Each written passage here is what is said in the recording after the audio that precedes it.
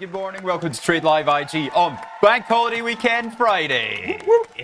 Pete Ward, you're the only man that could be in the room for a Bank Holiday Friday. That's it. That's why I've showed up. Yeah. How are you doing? I am on fire. What about you? Yeah, all good. All good. On fire because I still got the winter quilt on the bed. Ah, okay. My God. Time to get that bad boy off. Yeah, it's just pure laziness. Do you ever really need that living down here now?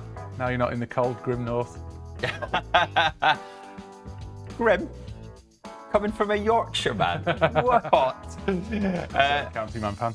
Right, it is May the 2nd. Good morning, everybody. Maturin is feeling the love across there in Valencia, hopefully with plenty power on this morning. Good morning, Julian. Good morning, Carlo. And Monkey Man. Monkey Man sent me a script for AI prompt yesterday. Right. That has got every possible question. You don't need research analysts if you've got Monkey Man's script. Okay. It is What sort of brilliant. It's everything from PE ratios to price targets to management to like it's. What, as if you were the analyst questioning the CFO? Yeah, I guess more just it probably goes and scrapes all research that's ever been done on this company. Of course, Monkey Man, I used it for Vodafone to check. You still ignored it. And it still said hold. Get out. It said it was a hold. So thank you for that. We'll have to get that out to everybody somehow. So coming up on today's show, Friday the 2nd of May. We've got the opening bell with myself and Pierre. And then Fast Markets, actually, Mini Cooper's coming in to join us. Yeah, we're doing a little dovetailing. So, yeah, in and out. And, so that's going to take us through to the All Sessions opening bell with Mr. Elliot Harris in the house from our Vol desk. Then we got trade expectations and trading experiences with Aaron Bright. Trading experiences with Aaron Bright. He doesn't trade. Investor. Yeah, he's an investor. Yeah. Investor experiences. And then confirm and send the week ahead with Angeline and Isar. Now, first things first, tell us about the boxing last Saturday night. Pete Ward was there. He was with. Oh, yeah. It was, phenomenal. Eubank Jr. Yeah, phenomenal event. Great show. And I think it was something like 67,000 people there. Great atmosphere, obviously. At the O2? No, at Tottenham. Ah. Yeah, which is a fantastic stadium. Obviously, it's the most modern one that we've got. And it's very set out for a big sort of corporate event as well. So, yeah, no, it was good. Really, really good. And who are we cheering for? We were cheering for Conor Ben. Right. Yeah. So, a few disappointed people. That was weird. But a great fight and went the distance. So, yeah. And obviously, then the shock, the shock appearance of his dad, Old Eubanks. Yeah. Yeah. So, yeah, it was very sort of WWE-esque. Yeah, it was.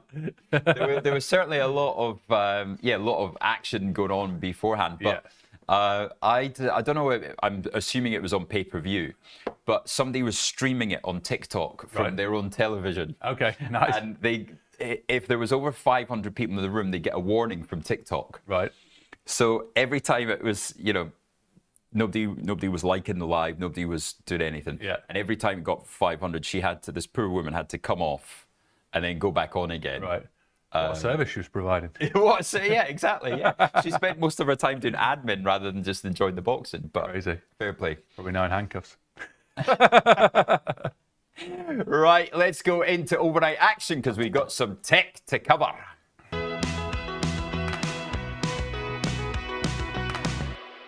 Straight in. Not only do we have tech to cover, but we've also got some UK numbers as well. Yeah. NatWest. Shell. Standard Chartered. Standard Chartered. All a beat. And Shell, I think, doing another buyback of size. Yeah. NatWest basically are profiting like the rest of the banks, European banks, and before them the American banks on the recent volatility and revenue gains that have been made on the trading desks. Yeah, good numbers overall actually this morning, isn't it? Do you want to go through NatWest there? And then we'll go into tech in a bit. Sure. Let me just bring them up here 1 second. So total income of 3.9 billion with a PBT of 1.8. And then return on return on equity of 18.5%. Yeah, and they've got their pre-tax operating profit 1.8 billion versus 1.56, and the main thing is that they've put a confident cost guidance out for the forward year. So never that crazy, the moves in the UK, but the expected opening uncross is 2% higher. Is it? NatWest? Which is quite big for a UK bank. Yeah, it's decent, isn't it? Yeah. I think most things are going to be up this morning, to be honest, looking at the overnight news with the potential China deal on the table. Well, that's maybe the most important thing to go through. Shall we just have a quick chat about that? Yeah.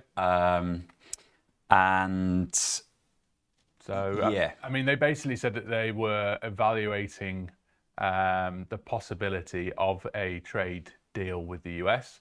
Now, whether or not this is actual, just more rhetoric, conjecture, or whatever, but they're supposedly come out saying that, they're open to talks. And again, I think providing the US shows a degree of respect towards them. And, the volatility of Mr. Trump, you just don't know whether he's going to wake up this morning, obviously bearing in mind they're, 5 hours behind or whatever, and just say something outlandish straight away on truth like he did last night with oil. So you just don't know, right? But it's positive. Asian markets have moved positively on the back of it, which is interesting because the US tech market took a pullback on the Amazon numbers. Yeah. So I was thinking, okay, right, Amazon, product-led business. I know obviously they've got all the cloud stuff as well, but realistically they sell stuff, right? Mm-hmm. Whereas the night before you had Meta, you had Microsoft, which is more services, I suppose. Yeah. So actual company putting out things which would be impacted by the tariffs, and none more so than Amazon, who get, I think, a quarter of their products from China. So that started to pull off, and then now that's been counterbalanced overnight. I woke up expecting markets in the red. So did I. And a welcome. Oh, things are up, and actually higher than they were yesterday. So is that welcome at the moment, positioning wise? Yeah, I'm always cheering on the market for my long-term investors. But on a personal front, fine, all good. Because I think this is the most unloved rally in a long time. Yeah. I think people have been forced to cut their exposure. and we're just, we're up 8 days in a row, right? People don't usually manage to still be benefiting from that 8th day, potentially 9 days today. No, yeah, you're right. And I think that the elephant in the room is the devastation that was created on the 6th and 7th of April to the markets. It can't just be shrugged off. Like last year with August, when we had the old V-shaped recovery on the Japanese yen trade. That was, that came out as going, right, that was algo driven. There was basically everything got hit sell at the same time. And actually it was just which basically got reversed because there wasn't actually anything too bad going on. Yeah. Whereas with this one, it's still a huge unknown. It's still as bad as it was, right? Nothing's been walked back really. Nope. Things have been extended a bit. So anyone that's getting long and really wanting to stay long, you're always, like you say, you can't trust it really. You can't just go, right, everything back in, So I don't know. It's a gradual, I'm not really sure what the analogy is, after an earthquake, sort of coming out and from under the table and just gradually feeling your way around the room. But very clever from China, they said that Washington has approached Beijing. Mm-hmm. There had to be that first win, and that Beijing's always open to talks. Yeah. So it's maybe better than it was. Yeah, it's better than it was. The general stuff I was reading this morning was sort of saying that whilst there already have been some things which have been moved back, so automotive parts, some electrical parts, they've already kind of come back, but they've not really been in the public eye that there's a deal gone on. So there's little bits that are slowly being chipped away at, if you excuse the pun. Yeah. And then it could, some were saying it could take the whole length of Trump's presidency to get it kind of back to where it was. Yeah. And there won't be that one moment where we go, right, deal done type thing, because then you'd kind of lose face. So it might be a continual tussle, and the market, is obviously going to be a victim of that. Makes sense. Let's look at the overnight move in the S&P 500 then. So, yeah, as you said, everybody went to sleep last night thinking, right, well, we could be down at 55.80, I think it was. We are coming off this morning, though, maybe not quite as much. There we go. So that was the results from Amazon. Amazon came out first and reversed from being up 3% on the day to down 2%. So about a 5% drop there. And then Apple came out at 0.5 which is here. You had the second leg lower, back down to 55.85. And then, yeah, guess when that positive comment from China came out. I mean, that's pretty violent. But yeah, the Apple result was actually fairly muted, really, the response anyway in the market. They sort of said, it's kind of too difficult to really say how much the impact will be, but we think up until June it might be about $900 million. They were like kind of business as usual. They're getting something like 50% of their stuff from India anyway, or Vietnam. And then they were saying a huge amount of the iPhone bits and pieces that are actually now being produced in the US. I don't know which bits of it is, but there's quite a large amount. Yeah. So they kind of softened it a little bit, I think. And then they talked about upping dividends, buybacks, all the stuff that investors want to hear. So Amazon was the real one that caused the drop down. Apple kind of nothing really done. And then obviously that news from China. So we'll see if it lasts. So it's all down to the non-farm. So let's have a quick look at the ISM yesterday. We had, well, first of all, the jobless claims. That they weren't pretty, were they? No. So, I mean, that on the back of the contraction of the GDP, all of a sudden you go, right, okay, if we go tariffs aside, you look at the data. Data this week's not been great. Yeah. ISM, all right. PMI coming in at 48.7, slightly higher than expected. But yeah, poor construction spending. But yeah, and new orders, all right. Yeah, so it all leads us on today, doesn't it? And what's this? So non-farm payrolls today, 130 as ever. Consensus being they'll come in with a positive 130,000 jobs as the number. Now, we'll see, I guess, where it lands. I've got 130, previous 228. What's your guess? Could be anything, couldn't it? Could be anything, yeah. 160. Yeah, I wouldn't be surprised at a small beat. Unemployment rate as well, which obviously compounds with it at 4.2. So we shall see. I mean, after the GDP results, the GDP numbers the other day, where they showed contraction for the first time since 2022, they basically come out saying now traders are fully pricing in the rate reduction. So I don't know. I mean, are they dropping rates because they have to try and stimulate, or is how do you interpret all of this sort of stuff? So if we get a number today that suggests that that's going to really compound that rate drop, you could see another kick on. Right, let us know at home, what are you going for? What is your expectation today? We've got a 4.2% expected the unemployment. I think unemployment could be a bit higher, actually. I think that could be a 4.3. But yeah, the non-farm payrolls 130. Go a small beat there, but higher unemployment. So you don't really know what to do with that. No, no one really knows what to do with that. Yeah. Right, Shell. Want to have a look at Shell? Shell, yeah. So they've announced this morning a $3.5 billion buyback. They've had Q1 results. Suggested profit was ahead at 5.58 billion. Versus 5.0. So indicated being called up this morning by 2%. Right. And yeah, so that's that Shell, NatWest, Standard Chartered all guiding to be about 1 or 2% higher this morning. Okay. That leaves the FTSE up 65 basis points, which is back towards highs. Yeah, crazy. And that is, where are we now? We are the 2nd of May. And Liberation Day was the 2nd of April. So a full month. And yeah, if you'd have been knocked out in a coma, you wouldn't have thought anything had happened. Preferable, potentially. There it is. There's the recovery. Jeez, look at that. I mean, what were we worried about? I know, the amount of pain down there. Those bottom levels are chilling. Yeah, is that the actual, that's April 2nd. We're at literally at April 2nd's level of the opening. So the power of the universe. Wow. Crazy, That is bonkers. Good stuff. Right, we've got the opening bell coming up. We've got, well, we can actually have a look at upgrades and downgrades after the break as well.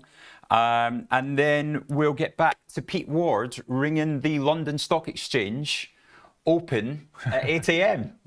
Sounds good. One day. One day. We'll see you in 3 minutes. Join us after the break.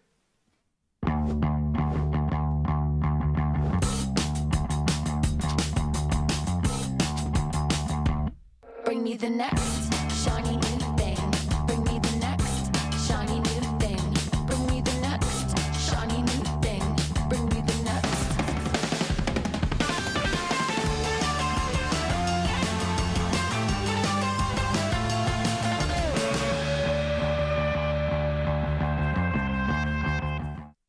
If you're looking for flexible ways to trade financial markets, whether you're experienced or new to trading, you've come to the right place. CFDs let you speculate on the price of financial instruments like shares, indices, forex, and commodities without actually owning them. You can benefit from both rising and falling prices across 17,000 markets, letting you find the perfect opportunity. So if you think the market's going up, you buy. If you think it's going to go down, you sell. When trading CFDs, you're trading on leverage. Now, leverage lets you trade bigger positions with less money up front. So this increases your profits on your trades, but also remember your losses are also amplified. So be sure to manage your risk. With us, you're not alone. You're part of a wide community of traders that you can learn from. We've got the experts, the tools, and extensive educational resources to help you on your journey. If you're not quite ready to trade CFDs with real money, you can always give it a go on a demo account. Open an account today, join the conversation, and be inspired to make moves.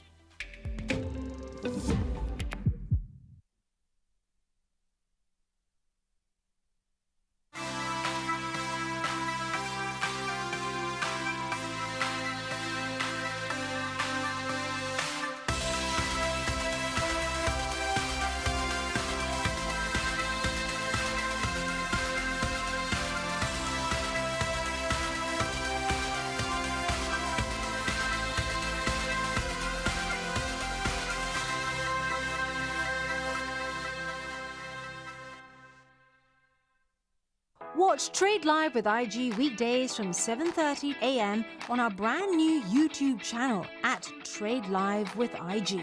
As well as the live show on our new YouTube, you will find our full beginner's course to trading options, daily YouTube shorts of all the action that happens after the show is finished, and Trade of the Week and Psychology of Markets.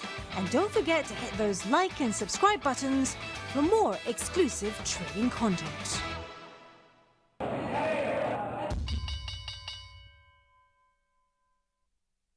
Right, welcome back everybody, and good morning to David Boyce. Good morning to Adam DeLuz. Good morning, Eric Jones, and Poppy in the house. I met Poppy for lunch the other day. Oh, really? Where did you go? On Monday. So Poppy, I think, potentially is on his wife's account. Right. Great. So exciting stuff we were talking about, actually. We are putting together a wonderful podcast. Okay. Which involves two gentlemen even more wise, let's say, than myself. Wowzers. Stroke elderly. Yeah, okay. Experienced. Experienced, that's the word I'm looking for. Yeah. And yeah, so that could be coming sometime next month, which would be very exciting. Take us through how Talk and Shop went on Wednesday. Yeah, it was good actually. Yeah, we were in here again. So it's me, Ronnie, and Luke, and we were basically doing a therapy session for the month of April. So we looked at the impact of the tariffs. We looked at the stuff from Liberation Day, the 2 days that preceded that into the weekend, and then obviously the car crash open on the Sunday the 6th. Car crash, yeah. The 7th, the walk back Wednesday 9th. The tweets that Trump was making, just the madness of it all, really. When you really dived into it, I actually rewatched this show from the morning after Liberation. Oh, You God. and I were on, and the clipboard had come out that night. And Yeah. then I rewatched the show from when you and Ronnie were doing the Open on the 7th. God, what's happening with your social life, pal? I was on a late shift. And Good. I'm glad it was during work hours. yeah, and it was actually quite good to just unpick it all again and just remember how crazy it all was. Yeah. Yeah, I mean, what a wild month. But yeah, the podcast's out there, Talking Shop, Spotify, Apple. It's a funny one this time. So hopefully light-hearted look at quite a dour subject. So Boise says, who's still buying here? Don't see the S&P getting back to 5,800. Could test 5,200. But I think that's the general feel, right? And that's the way potentially everybody's positioned, because it makes so much sense. Mm-hmm. So it might end up being like that, but you've got some pain on the preceding that. So 5,700 level. Poppy's saying that seller there. Mm-hmm. But then if the chat around a European deal on tariffs, a Vietnam deal on tariffs, China talk, you've got to see some slowdown in the economy at the same time, don't you? Well, that's why you've got to look at the data and stop looking at the headlines. I mean, everyone's been hooked on the headlines since the start of April because everything was so driven by those things. You could have good data, bad data, good technicals, bad technicals. Nothing mattered if someone was going to tweet something or the Wall Street Journal was going to put something out, and then the market just reacted. So now you've got to kind of come back to trading trading how you meant to trade, which is either basis news flow or basis technicals. Yeah. But I don't know. I'm not sure where we go from here, really. Righty. Well, so what else did we have? Oh, we had Reddit in the US last night. Yeah. We had. I think they were up maybe 6 or 7%. 17. 17%. Moved a bit more. Smashed it. What else? What else did you see in the US last night? Airbnb. So they had their second quarter numbers out, 2.99 billion.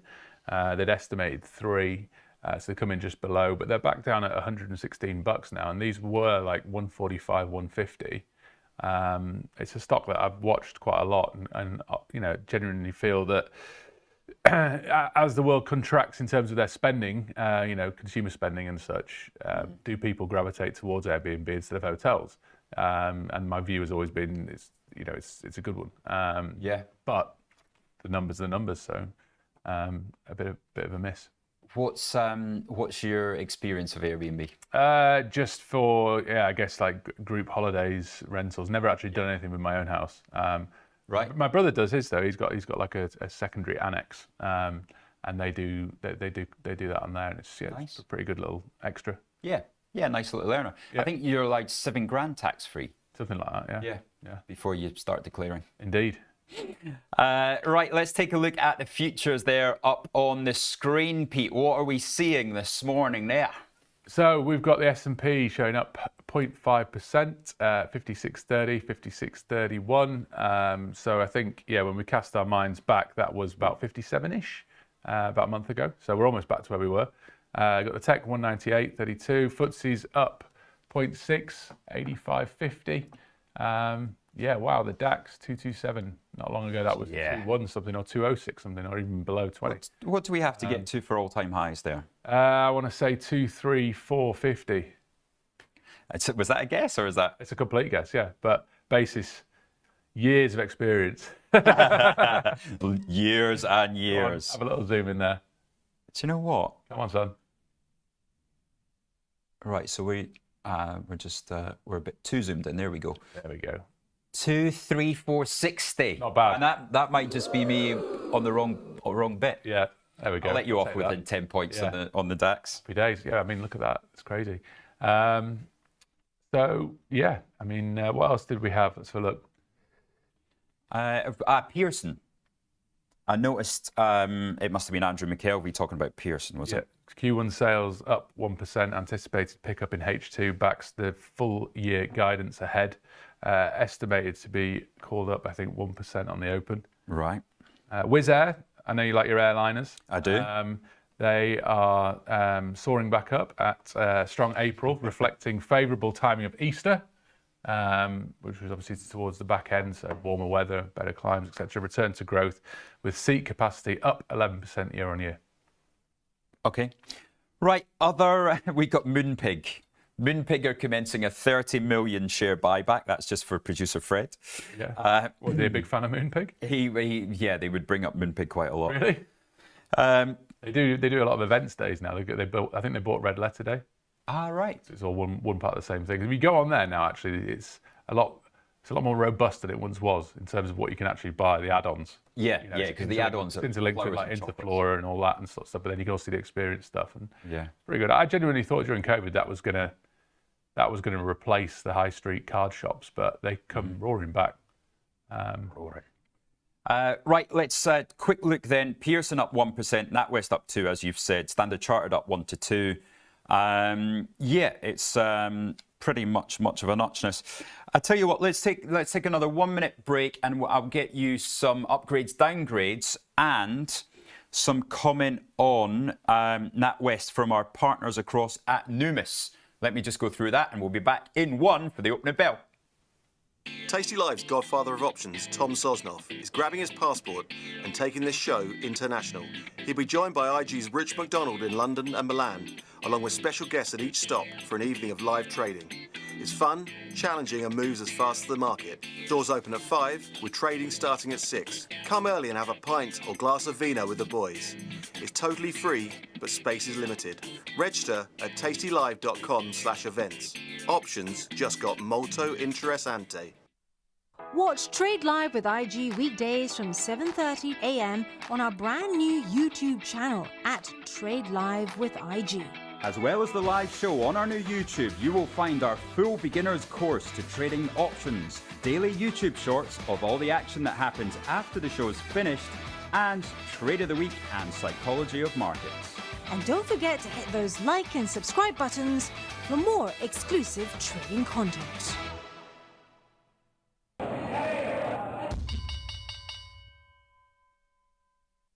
So right, here we are to be sponsored by London Stock Exchange in the future. It's the opening bell show with 2.5 minutes to go.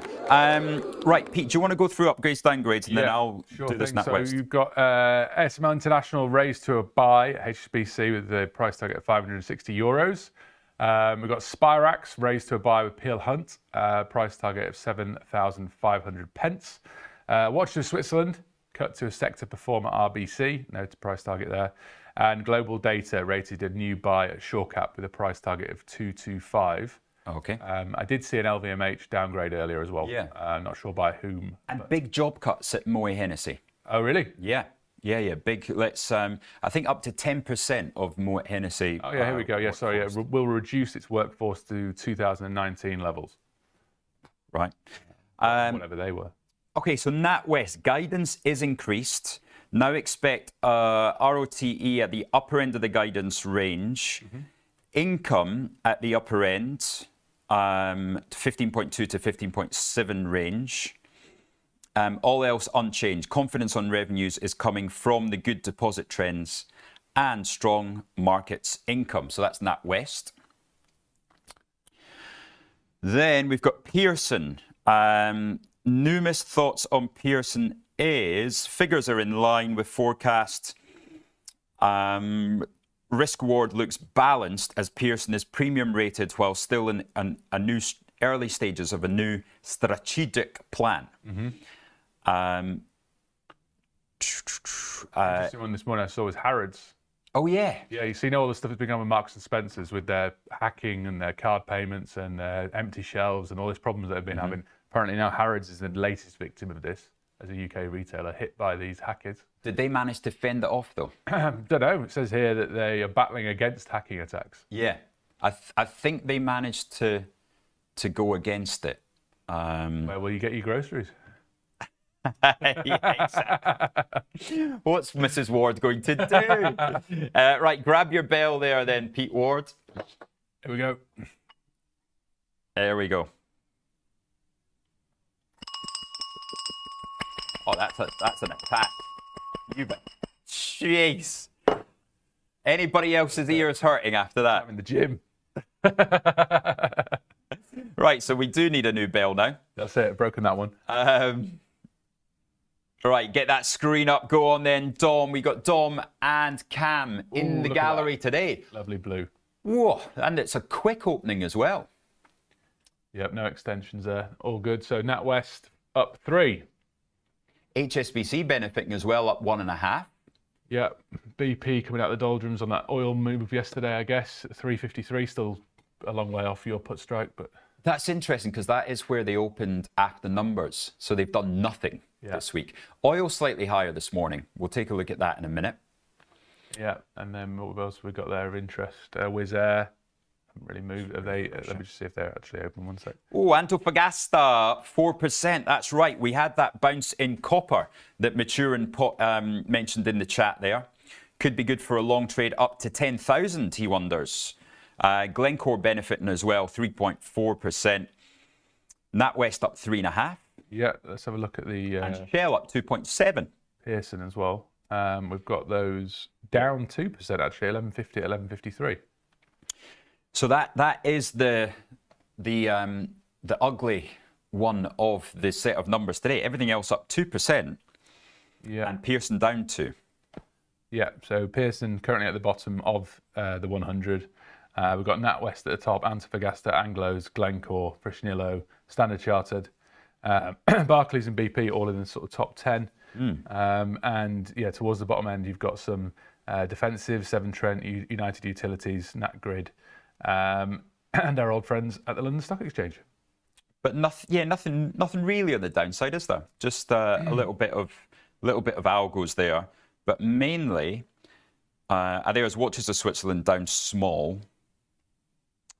Yeah, mainly decent. Oh, there we go. For Expo up 11%. Yeah. Wow, that really has. I mean, that was down below 50 pence, wasn't it? Now at 80 again. Antofagasta up 4, Anglos up 3.5, Shell up 3.8. God, that's a good day. Up a whole percent now. Yeah. So up 84 points, 85.80. Yeah, there's a good solid bounce here in the market. Yeah. And also, yeah, looking at some of the other bits and pieces, gold, you know, obviously that's been showing us the way recently as the defensive play. That's been still pulling back a little bit now, 32-ish. Right, let's focus on Europe then. Of course, they all had their holidays yesterday to go and protest against working hard, or at least in France. So there we go. Bayer up 4, Schneider up 5. Yeah, Airbus, those airlines going higher, Ryanair as well. They had some numbers on their passenger load this morning, up back at 94% capacity. So you've got Ryanair, Wizz Air, Air France. They're all doing well. Great. It's good day. Feels like feels a whole load of positive. Yeah, that's it. Bank holidays come in, the markets are up. What's not to like? The sun's shining. And we're going horse racing next week. We are indeed, yeah. If you get the sign off from your boss. Yeah. Speaking of Angeline. Yeah, she said yes, yeah. Right, RWE is the one suffering though. RWE down 2.7. Eon down 70 basis points. But yeah, LVMH there on the downgrade is actually up 65 basis points. And that, of course, being helped by those job cut news. Let's just take a look at LVMH on the... I mean, I'm glad I haven't bought it yet, but it is... Crikey. That's a real fall from grace, isn't it? Mm-hmm. That's like you on a stag weekend. 490 last seen. Buy it then, because it's going to rally. Yeah, strong rally, like bull. That's it. November 2020 last saw these levels. What was going on then? Can you remember? November 2020. Yeah. Vaccine hopes. It's probably when you first called me, when we first chatted. Yeah. Yeah. March 2020 was it all kicked off, wasn't it? So we were Yeah. 6 months into, probably into the secondary lockdown. Dark days. But yeah, it's probably when I first called you. Well, Fire up that account, McDonald. yeah, exactly. So many opportunities. Messing around New Zealand, get your head in the market. Yeah. Stop your dog walking. That's it. Right, here we... Here's the commodities then. Pete was just talking about gold there, but it is actually up, 40 basis points this morning. Yeah. So it's coming back up a little bit. But yeah, crude was the interesting one yesterday, wasn't it, with the old tweet about from Trump about Iran and anyone doing any deals with anyone, basically, in Iran was going to be subject to pretty aggressive sanctions. And then the oil popped about 1.5%, about 7:30. Poppy's just pointing out November 2020 was Biden. Oh, was it? Yeah, of course. November 4th, yeah. Sleepy Joe. Yeah, oil, yeah, $59. Copper's a good one in the morning. Copper definitely the standout. Good, right. We're going to go to break, and then it's going to be Angeline coming in. Minnie Cooper back soon as well. So join us in 3 minutes. That is the London Open. Bring me the next shiny new thing. Bring me the next shiny new thing. So today we're on set filming our latest ad campaign for IG Invest. IG Invest is the latest innovation from IG. It's aimed at those who are interested in investing or maybe have a bit of knowledge but want to become more experienced. And what we've done is created a really beautiful, easy to use app, and now we've got to publicise it, and that's what we're doing today and trying to capture. So we worked on this ad campaign with Otherway, who are our creative agency.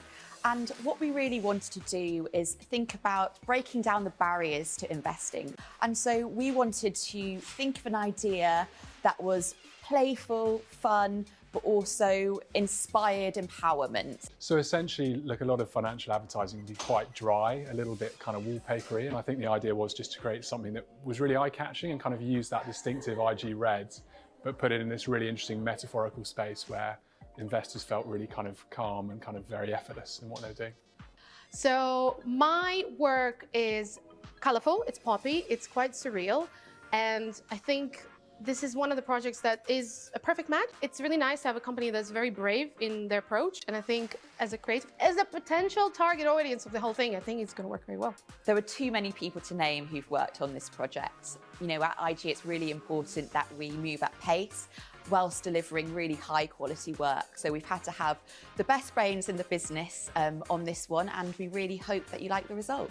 It's been a real pleasure working with IG. I think ultimately as a brand, they're really keen to push things and kind of take the financial kind of advertising space somewhere slightly more interesting. So it's been a real joy for us to work with them and help them kind of get there on their journey.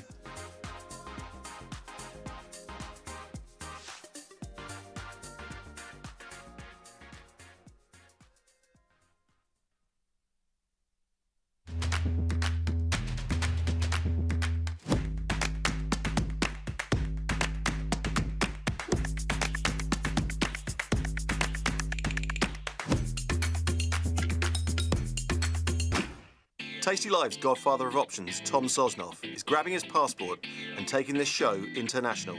He'll be joined by IG's Rich McDonald in London and Milan, along with special guests at each stop for an evening of live trading. It's fun, challenging, and moves as fast as the market. Doors open at 5, with trading starting at 6. Come early and have a pint or glass of vino with the boys. It's totally free, but space is limited. Register at tastylive.com/events. Options just got molto interessante. Do you like the sound of tax-free trading? Well, that's exactly what spread betting enables you to do. This tax-free way of trading lets you speculate on the price of over 17,000 financial instruments, like shares, indices, forex, and commodities, without actually owning them. With spread betting, you can benefit from both rising and falling prices, letting you find the perfect opportunity. So if you think the market's going up, you buy. If you think it's going down, then you can sell short. Not only is spread betting exempt from capital gains tax, but it's also commission-free. All you pay is the spread. With us, you're not alone. You're part of a wide community of traders that you can learn from. We've got the experts, the tools, and extensive educational resources to help you on your journey. If you're not quite ready to trade with real money, you can always give it a go on a demo account. Open an account today, join the conversation, and be inspired to make moves.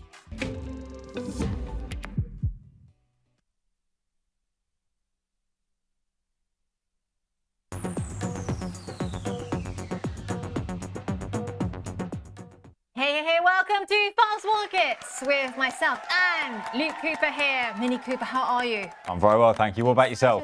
I'm so excited about the bank holiday weekend. Everyone, trader friends, tell us what you're doing during the holiday, the extended bank holiday. What are you doing this weekend? Monday, I'm working. Well, someone's got to do it. Yeah, someone's got to do it. Oh, someone's got to do it. Saturday, I've got football, Arsenal v Bournemouth. Yep. With clients, which I'm very excited about. Nice. And then always like to have one rest day, so Sunday will be my rest day. I might try a few dishes, not sure what yet. Maybe spaghetti bolognese. Oh, that's your firm favourite, right? One of mine, yeah. But I couldn't believe it when I asked you what did you start with, you know, in your journey, and you picked to my mind, the hardest Italian noodle? dish. No, you said I tried from scratch. It's not that hard. No, you said it was a carbonara, and to my mind, a good, not like an average, but a good carbonara is like the hardest. Fast markets also really, really interesting today. We're seeing some mixed picture there ahead of that jobs number, but really it feels like this week it's all been about earnings, jobs number, almost like an afterthought after the Metas, the Microsofts, the Apples, the Amazons that we've had. I mean, I think in general, since Trump was causing a lot of this volatility, whether it be through one of his announcements, through Twitter or whatnot, then that's overtaken jobs numbers as an example, because that causes a lot more volatility. Whereas throughout most of last year, of course, what would be causing the main volatility is earnings, of course, but also CPI, NFPs and things like that. But that seems to have gone under the radar a little bit now. Yeah, so let's just go and get our viewers across the numbers, just punching up the chat there as well. Before we do that, taking a look at the Europeans, they've just come back off their holiday, as Rich was saying, celebrating the not working. French is like... I think it was everyone got a holiday apart from us and Spain in Europe. Yeah. I'm not going to mention what the gallery are saying in my ear, but we were here working. We were here for our clients. But having said that, it has been risk on today. They're all coming back in a good mood. Must be that wonderful weather that's kind of streaming through. And so FTSE looking healthy, up almost 1% there. Let's have a closer look, shall we, on my list here. Right, Mini Cooper, take us through some of the winners. I'm able to get up. I can't see that, unfortunately. Can you put my screen up, people? There we are. And then zoom in just a little, if that's okay. Yeah, Mini Cooper's eyesight is worse than mine. Or can I get up? Yeah. So Antofagasta up on the winners board. We also have NatWest as well. Take us through some of the others. So we got NatWest up 2.72%. We got Shell up 2.21%, both reporting today. Rio Tinto up 2.15%. Anglo American up 0.74%. Barclays up 1.84%, who reported earlier in the week. Yeah. Standard Chartered, I also believe, would have reported today. The banks have done really, really well, haven't they? I mean, it has to be said. And a lot of them with very good numbers as well. Yeah, so on that NatWest this morning, pre-tax operating profit beat estimates. And it was also their profit attributable to shareholders. That also beat on that front, 1.25 billion. Above the 1.06 that was expected. Earnings per share 15.5p.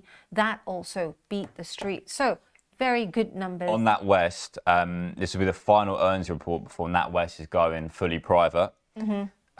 Also reading how NatWest is considering a 25% increase in its bonus pool. Ooh. Very interesting, particularly given the tough times. Yes. And that would therefore reach an overall bonus pool of £450 million. So I can't imagine shareholders would be too pleased about that one. Yeah, and also it comes in a time when a lot of banks and city firms have cut bonuses in the last Correct. 12 months, right? So Barclays I guess in 2024, they were ahead of the game. They were the first bank to lift the EU imposed cap on bankers' bonuses. But we have seen a lot of cuts in the last 12 months with the bank support. So all this is actually good news given what we've seen so far. The other one that we were talking about earlier, we also had we have BASF as well today. We had BASF earnings. We also had earnings from Standard Chartered. Standard Chartered, we've already mentioned that. But BASF, a key one as well. Let's see how that is doing, because BASF, if I remember correctly, their EBITDA was 2.6 billion, which was some 3% down from a year-on-year comparison. And here we have it down 2.5%, BASF there. Is this one that your clients trade a lot, Mini Cooper? I'm not too familiar with it myself. No, it's usually just the main ones. Okay. Net income there, 808 million, also down 41% from the previous year. Plus, its free cash flow forecast was also down. So no surprise that its shares down 2.4% there. This comes off the back of some big earnings overnight as well. We had Apple and Amazon. Are you an Apple or an Android kind of guy? Definitely Apple. Definitely Apple. What about yourself? Yeah, I am an Apple household, I have to say. And because I've got Apple anyway, I've got Apple iPhone, I've Apple got everything? iWatch, I've got what? Of course, I have to own the shares too. So I have Apple shares both in my ISA and also in my pension. So strong sales, iPhones, Macs, iPads, but the main thing is it missed forecasts in China, which is its biggest growth market, right? In its high margin services. The other thing that was a bit concerning is that they have been trying to diversify its supply chain. So at the moment, most iPhones that people use in the UK, they are produced in China. Yep. However, in the last few years, they've been trying to move the supply chains away from China. So like India, Southeast Asia, right? The key now is, has it done it fast enough to sidestep these tariffs that are going to be a problem, right? No. So the tariffs, however, which leads me to my next point, we do have this incoming deal, right? This incoming deal between China and the US. So the question is, who blinks first? How is it going these days on your desk? Are clients that you speak to more concerned about tariffs and this uncertainty, or are they more concerned about, for example, inflation, economy? I know it's all tied together. No, definitely more about tariffs. Definitely more about tariffs. So the thing is, it's actually really, really hard to keep up with what's happening because it changes so much. And initially, all the tariff rules which Trump enforced were quite hard to understand. And so clients definitely are more concerned about the tariffs at the moment than the economic numbers. Yeah. And on that note, this is what I was trying to get to. This could be another key thing, maybe at the coming week. But Beijing reportedly looking at an offer from Washington to have talks over Trump's tariffs. This was reported by Reuters and many other news agencies, and came from China's commerce industry, this comment. Potentially they're coming to, the table to talk, maybe we might. At one point, Trump was saying, oh, we're in talks with China, and then China was saying, oh, we're not in talks with Trump, and it was like, what's going on sort of thing. Yeah. I guess it's a who blinks first, right? So the US has spoken to China about talking and getting them to the table about the 145% tariffs. And you're right, there was this void, but each side saying our door's open. Right, that stance. Right, let's take a look at the chat. Good morning to you, Waka Waka. Good morning, Eric Jones as well. Good morning, Adam and Poppy. Good to see you on the chat. Waka Waka saying, yes, stop using Airbnb. due to silly cleaning and service charge, which has made the rental pointless. I agree with you. I think that Airbnb is something that could work if it's in an area where there are lots of places where there's the grounds around the property. I just think it's unfair if Airbnb, like, for example, pops up in high density residential places. Like if you bought a place, you buy it to live. You don't buy it so that there's a hotel that's, suddenly the terrace house or the house across from you, right? So I agree with Waka Waka. I agree with the crazy service charge and the cleaning as well. And then you get a message later on saying that, it wasn't clean, like I paid for the cleaning charge. With that. Do slam the like and subscribe button if you want to get us a new bell, because we are trying to get sponsorship for this show, and we need a new bell. I want one that is a huge button that I can press, and then we get fireworks and confetti. But any bell's great. Read out some of the comments for us, Cooper. So we have got Poppy Biden got in. Eric Jones is saying, was Angeline in the Mini Cooper dealership this past weekend as well? I like going to dealerships because I like trading car stocks. So it's always good to know. And now is a good time because the salespeople are free because they haven't quite got the clients in because they spent all their money for the winter holidays, the ski holidays, and then they've also spent money for the summer holidays. So this is kind of like the sweet spot. No, I wasn't, but I have been testing out the tech in the latest Evoque. If you are asking Eric Jones, I don't understand why when you're driving you play music. So what kind of music do you like? Literally anything but classical. I love it. So those of you who are like testing out the tech in the cars like me, I don't understand why when let's say you're listening to I don't know, name me a band that you normally listen to. Coldplay. It appears on the screen next to you, but it also appears on your driver dashboard. So you're driving and it gives you a picture of Coldplay or the album or what, and the name. I just don't understand how that's going to help me and my driving. It'll distract you, right? Yeah, exactly. Pictures coming up all the time. I've been hearing that there's now going to be a function soon where they have the lyrics. Can you imagine how many accidents we're going to have if you have like lyrics as you're driving? That's crazy. Adam DeLuz, good morning. Are you watching us from Phuket or Singapore? Because the time zone, 9, 10, 11, 12, 1, 2, 3. That'd be 3 p.m. Your time. You should be on the beach. And Eric Jones saying the sun has gone to people's brains. Are you talking about the markets? Well, maybe that could be it. Springs up, and maybe we're having a delay since we've had a tumultuous April. So things are a bit out of whack there. The sell in May and go away might happen maybe in June.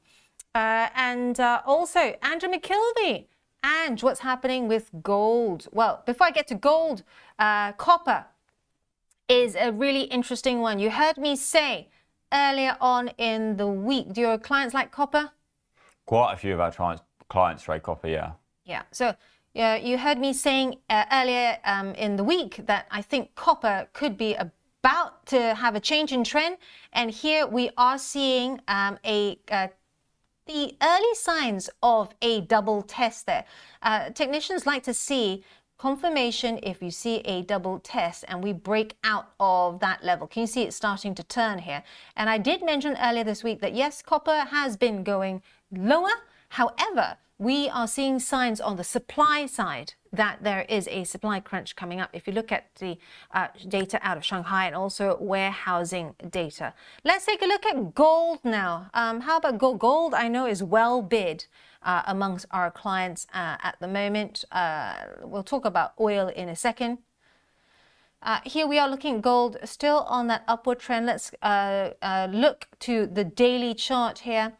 Spot gold at the moment, I think, to me, this is a continuation of potentially, we're looking at the volumes as well, Andrew McKilvey, and we're seeing low volumes there. So don't read this as a very strong signal. However, if we had a very strong volume spike on the bottom right-hand side of my chart, and Mini Cooper, can you help me count here? How many red candles? 1, 2, 3. Yeah, 3. Now, pay attention to gold, and you've heard me say this as well to oil. Sometimes the candles on the daily, if you have 3 like that, which are red, those are 3 black crows or 3 soldiers, and they normally indicate a reversal. So I would say this is a wait and see. If we see high volume or volume pick up, Andrew, and we see that in the next couple of hours, we start to head downwards, then this is a sell. However, if we see it moving back up, and if we cut above last week's high, let's take you back to last week's high there, we could be then on the way back up again. Do remember though, pay attention to recent changes, Andrew, that in terms of gold, we tend to sometimes see a shakeout late on Friday around the 4 p.m. mark. Don't ask me why, but if you speak to lots of gold traders, we've got lots of them here at IG as well, they always say that there's more sensitivity to trading gold in Asia, and it could be because on Friday they shut up books early and all that flow is coming out of the gold market. I think with gold, it really depends on what happens with the US and China. Yes. As an example, if they come to some sort of agreement where tariffs are significantly reduced, then you see gold come off. Whereas if it was the opposite, then I could see it going higher. Yeah. So make sure that is also a key consideration, because as we know, Trump has this habit of sneaking out a crazy tweet, normally on Sunday. Yeah. Yeah. So if you want to trade and you see this tweet coming through, you know who's going to be working on Monday. I'm going to leave a 12 till 8. Oh, yeah. I'm going to leave a little care package for you on your desk for Monday. For Monday. Monkey Man saying, why not classical? It's quite slow. Like, it's like, I don't know, like, you know, when it plays, it's like slow and like really, really relaxed. Yeah. I just prefer it being, a bit faster. My granddad always used to listen to classical music, and I just wasn't too keen on it. Have you heard Carmina Burana? I mean, that's not slow. Ba, ba, ba, ba. Okay. I was thinking, when I think classical music, I think of like Beethoven. Bach is not slow. Hmm? Bach is not slow. Who? We will fix this. I will. I don't know who Bach is. I will. I will get headphones on you, and I will show you I have no idea. all the fast paces. Okay. You know, this is great. I have a mission here. That's my homework then. I'll listen to some classical music. Monkey Man saying, why not classical? Is it because you're just kind of I will change this, Monkey Man. I'll change this. And yes, and you're next on my list too, Monkey Man, because I know that you've got that bat that's still in my bag. Have a quick look. Since how much time have we got, guys? We have a minute and a half. Let's cross over to the rest of the universe out here. Let's take a look at oil, because we talked about this earlier. Those are the oil majors there. Shell having an up day, up 3%. BP up 0.5% as well. But I want to look at specifically WTI. Got lots of clients that trade this. Many clients. You'll see if you go on the client sentiment how it will show the max of over 500 clients trading this market at this current point in time on US crude. Yeah. So the reason why I am liking oil as well is because I really think this bearish trend is going to continue, and that is not just because of the break from that channel that we're seeing right there. The trend is still your friend. Yes, the trend is your friend. Thank you, Axel Button. But also the fact that if you look at volatility, so let's pop over to the options side of things. Do you use the options button a lot? Yeah. So sometimes we would place trades over the phone for clients if they're particularly large. But in addition to that, if clients want to trade equity options, of course we do offer some on the platform. However, we offer more if clients call in on the phone, so we can quote them the price and then book them on the account that way. because this is very helpful, trader friends. You know, we're looking out to the weekly here, which expires 2nd of May. And if you look at this, the skew is still to the downside there. And what we often look at is the sell side and the sell side here. Add those two figures together, and that will give you your implied move. If you add or minus the red where my cursor is with the sell side where my other cursor is on the call side, and that's how they calculate it. So then you either add or minus that figure with that figure up there. And essentially, right now what we're seeing for oil, I like WTI, don't ask me why, I just do. You trade what you're comfortable with. When you look out further, you'll see that skew is also weighted to the downside.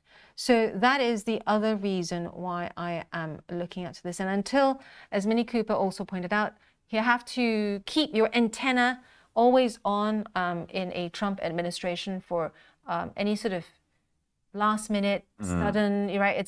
This is like a minute by minute. If technicals out the window, you heard what do you say the other day as well, fundamentals out the window as well, because it can't capture like a sudden tweet or a sudden change. Exactly, yeah. So bear in mind, if we do get this, if we get a deal between China and the US, for example, or we get really good, for example, data out of China, that could suddenly shift the demand side of oil. Any other questions for us or myself, Minnie Cooper? Do put them here on the chat or the Ask at IG. But don't forget, also like and subscribe, because this channel is for you guys. It's a two-way conversation. And if you enjoy this every morning with your cup of tea or cappuccino, your flat white, what do you drink in the morning? Water. Just water. Doesn't listen to classical music and drinks water. It's because like coffee's like it's bad for you. I'm funny about my teeth and things like that. I would trust you to take my daughter back. And on that note, we have Elliot back with us right after this to talk about volatility in the coming week. And also we have a further down the line, we got Aaron and Issar to help me do the week ahead to tell you what is up in the coming week. Stay there.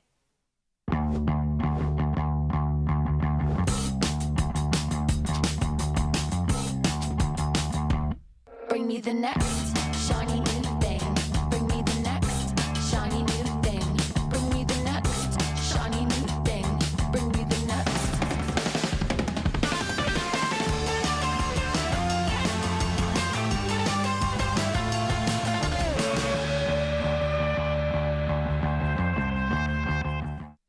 If you're looking for flexible ways to trade financial markets, whether you're experienced or new to trading, you've come to the right place.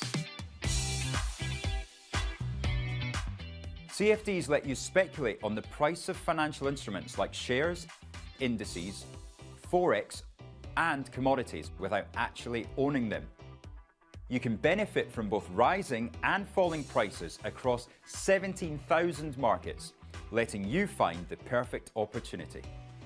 So if you think the market's going up, you buy. If you think it's going to go down, you sell. When trading CFDs, you're trading on leverage. Now, leverage lets you trade bigger positions with less money up front. So this increases your profits on your trades, but also remember your losses are also amplified. So be sure to manage your risk. With us, you're not alone. You're part of a wide community of traders that you can learn from. We've got the experts, the tools, and extensive educational resources to help you on your journey. If you're not quite ready to trade CFDs with real money, you can always give it a go on a demo account.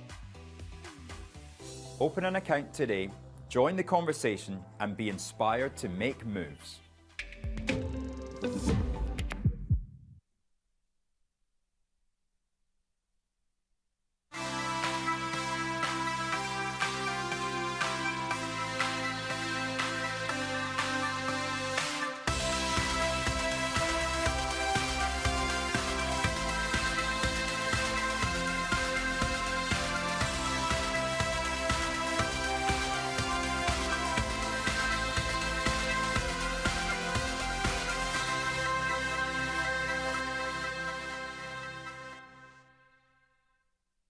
Watch Trade Live with IG weekdays from 7:30 a.m. on our brand new YouTube channel at Trade Live with IG.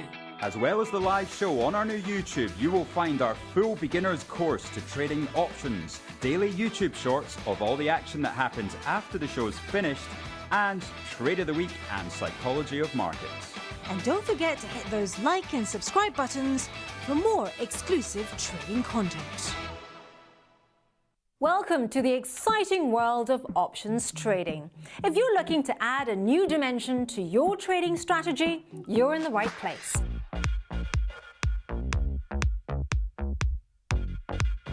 Options trading offers unique benefits that can elevate your investing game. With options, you can protect your portfolio against market downturns, essentially creating an insurance policy for your investments. Now, what sets us apart is our commitment to your success. We provide extensive educational content to help you understand options trading inside and out. And with our 24-hour servicing, support is always just a call away. But that's not all. Options also allow you to generate income from your existing positions. Strategies like covered calls let you profit even when your stocks aren't making big moves. Options also shine when the market isn't following a clear direction, whether prices are rising, falling, or staying flat. There's always an option strategy you can use to potentially benefit. Now, we offer two ways to trade options: listed options for US shares, ETFs and futures, and over-the-counter options through spread bets and CFDs. Both types give you the ability to take various market positions. So, ready to explore the potential of options trading? Well, open an account today and take your first steps into this dynamic market. Remember, while options trading can be rewarding, it comes with risks. Always trade within your means and never risk more than you can afford to lose.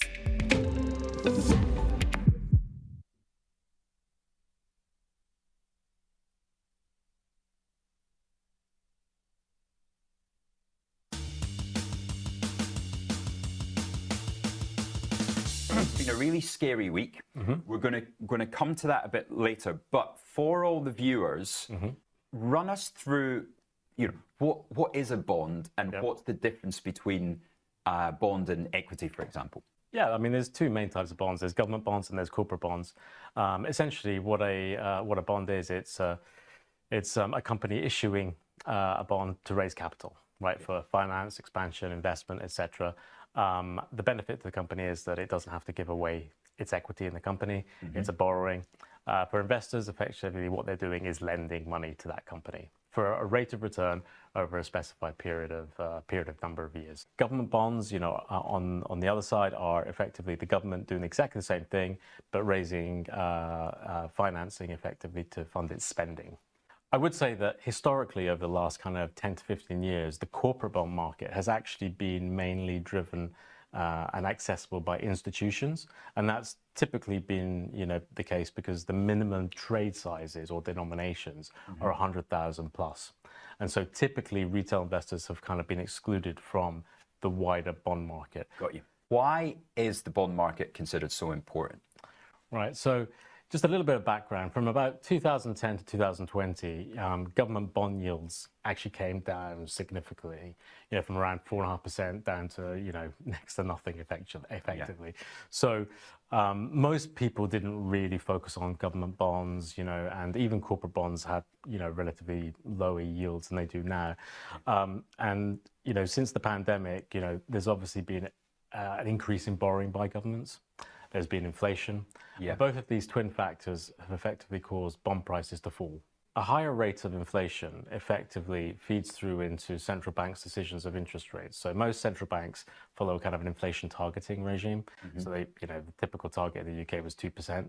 So if inflation is running at 5, 6, 7, 8%, which it was, from 2022 onwards, basically, interest rates had to rise. Now, when interest rates rise, that obviously makes the existing stock of bonds, less attractive if they've issued at low coupon rates. And so the price of the bonds has to fall in order to make those bonds attractive for investors to actually buy into. What happens is that the kind of rate that investors want to lend money to the government at is at that rate or slightly higher. There's a little bit of a spread. So like 4.5. Yeah, exactly. So basically, you tend to see kind of, gilt yields, and yield, it is, what that means is that is the rate of return that investors require in order to lend to the government. Where things can get a little bit choppy, and this is very important for government bond investors, is if you get caught in long dated bonds, we call this kind of duration risk. So the longer the maturity of the bond, the higher the duration risk. What that means is that if there is a change in interest rates that's adverse to your position, it can cause wild price swings. And so that is exactly what happened to a lot of pension funds in 2022, October, when the government signaled that it was going to increase deficits, spending, and people were concerned about fiscal stability effectively and balancing the books. And so government bond yields spiked out, and the price fell quite dramatically. And those holding 30-year bonds, for example, they got hit the most because effectively, the price has to fall a lot more in order to get to that new yield, that high yield. And in really simple terms, right, if I buy a 30-year bond that pays me 1% a year, the government 30-year yield interest rate is now 4.5%. That means every single year, that's right, that 3.5% has to be made up by the price today. Exactly. So if it's over 3 years, it doesn't really matter. But if it's over 30 years, suddenly that price is getting smashed, isn't it? Yeah, no, exactly right. I mean, we saw 30-year bonds trading in the 30s or 40s when they'd been, trading near par. I mean, literally, that is you can see some wild, moves in prices if interest rates change dramatically.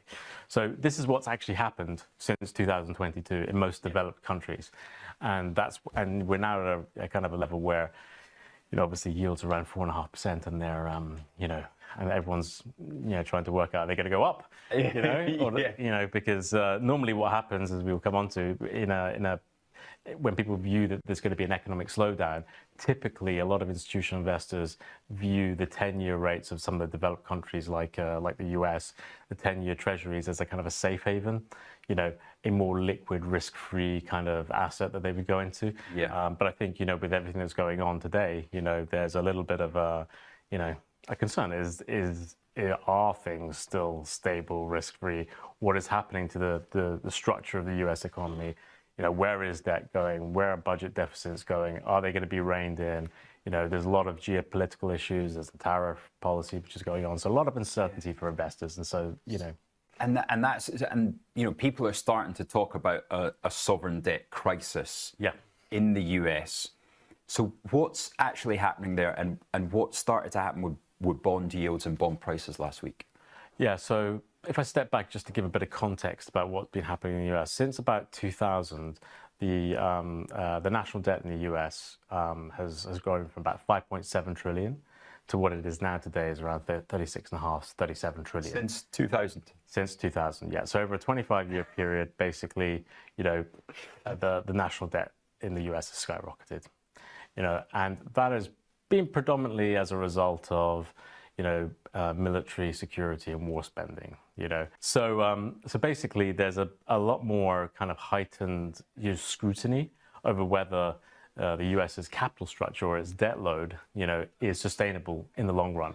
And that's part of the reason why people are kind of factoring, is a 10-year really risk-free, or do we need a little bit more juice in the yield in order to take the plunge and buy more of it? What do you mean by more juice? Well, higher yield for the higher risk. So basically, the US is perceived as more risky than it has been in the past, simply because of the higher debt load. And then obviously Trump's tariff policy recently has caused a bit of uncertainty in the markets. It was simultaneous, which the markets weren't expecting. So across all countries, the formula was used was actually quite aggressive. So that took the market by surprise. And so that's part of the reason why, yields moved out or moved higher, particularly the 10-year and the 30-year in the US. When you've got so much debt to refinance, it's like any market, isn't it? you've got to make it more attractive to attract the right number of buyers. That's exactly right. So, I mean, there comes a point where, economists and, people at the central banks can kind of feel, what the liquidity is for their auctions, what the demand is. And, right now where the US is that people can kind of see, they basically see 1 to 2 trillion per quarter of budget deficits, basically, since the Biden administration came in. The pandemic, obviously, and the spending related to that, but also, some of the other policies which were implemented, the war funding, etc. It's all kind of, shown that, effectively the spending is unsustainable. So this is part of the reason why Elon Musk has made very clear that something needs to be done in order to rein in spending, balance the books, give regaining investors' confidence, in the debt, and so that borrowing costs can come down, because obviously, clearly, what you don't want to do is have to finance your country and your spending at very high rates of interest and never be able to credibly pay that money back. So that's the adjustment is basically what's going on right now. So basically, if you run a 1 trillion budget deficit per quarter, does that just get added to the total pot, the total debt?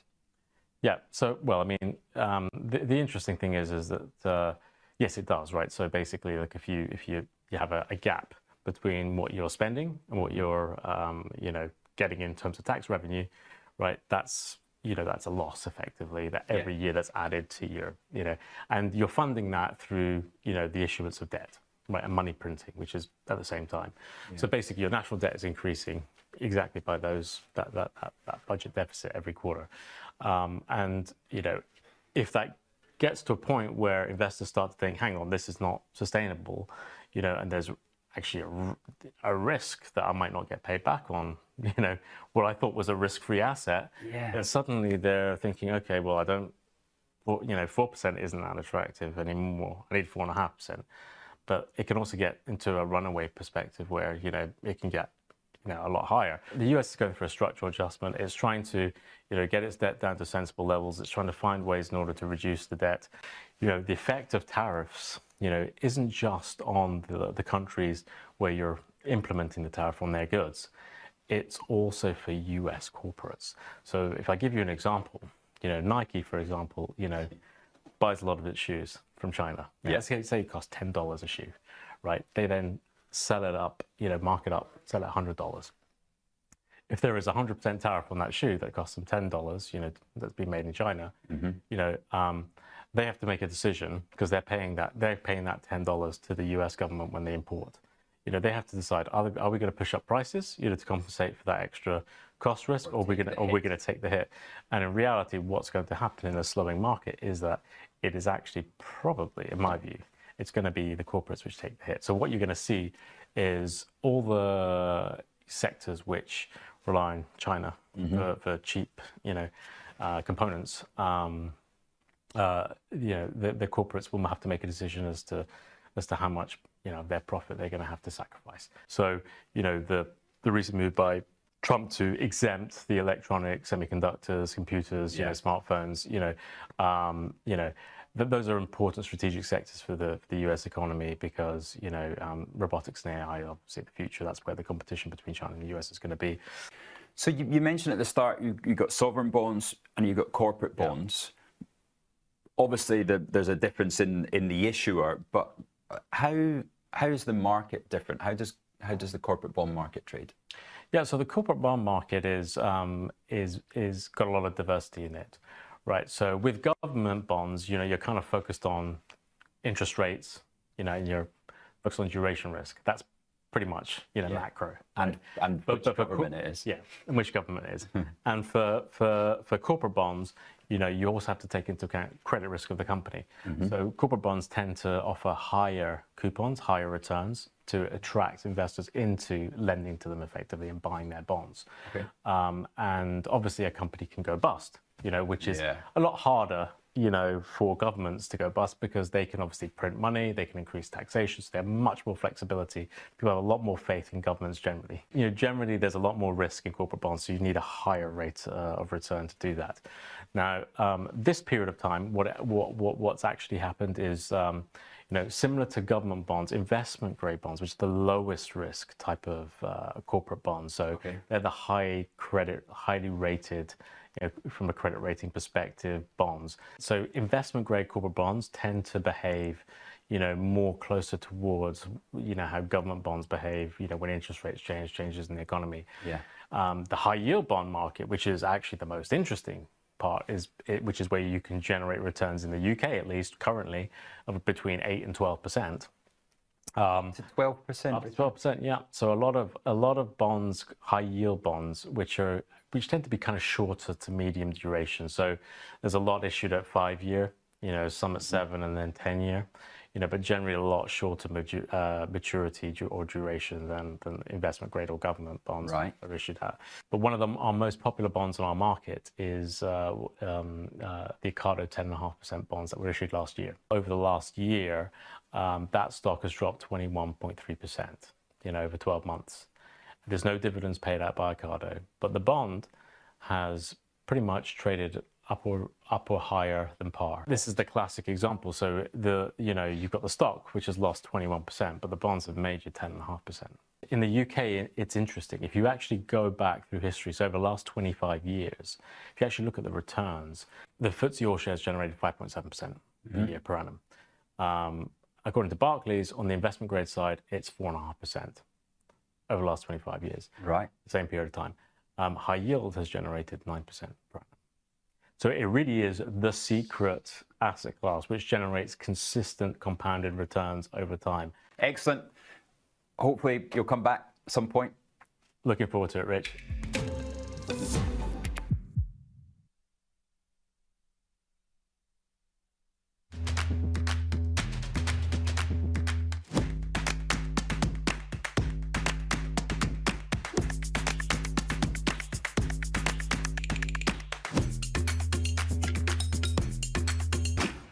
Welcome to the exciting world of options trading. If you're looking to add a new dimension to your trading strategy, you're in the right place.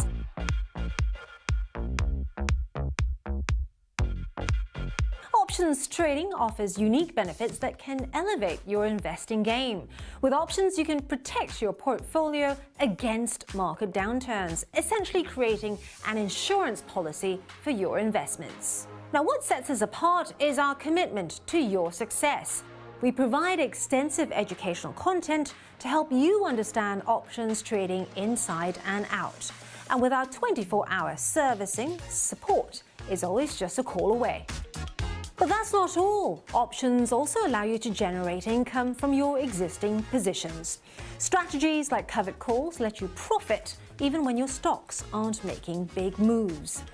Options also shine when the market isn't following a clear direction, whether prices are rising, falling, or staying flat. There's always an option strategy you can use to potentially benefit. Now, we offer 2 ways to trade options: listed options for US shares, ETFs and futures, and over-the-counter options through spread bets and CFDs. Both types give you the ability to take various market positions. So, ready to explore the potential of options trading? Well, open an account today and take your first steps into this dynamic market. Remember, while options trading can be rewarding, it comes with risks. Always trade within your means and never risk more than you can afford to lose.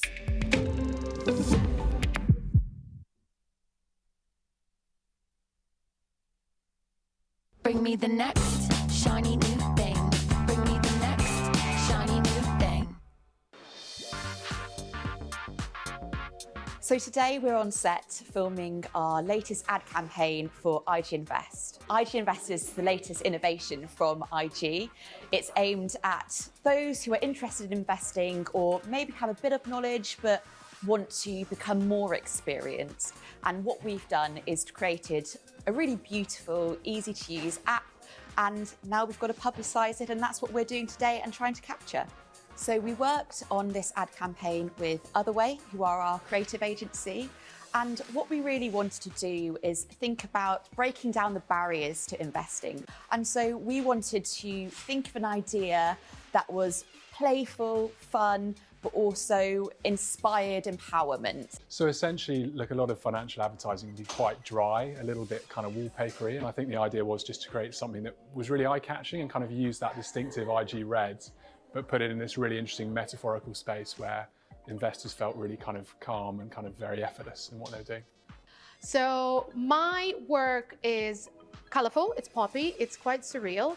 And I think this is one of the projects that is a perfect match. It's really nice to have a company that's very brave in their approach. And I think as a creative, as a potential target audience of the whole thing, I think it's going to work very well. There were too many people to name who've worked on this project. You know, at IG, it's really important that we move at pace whilst delivering really high quality work. So we've had to have the best brains in the business on this one, and we really hope that you like the result. It's been a real pleasure working with IG. I think ultimately as a brand, they're really keen to push things and kind of take the financial kind of advertising space somewhere slightly more interesting. So it's been a real joy for us to work with them and help them kind of get there on their journey.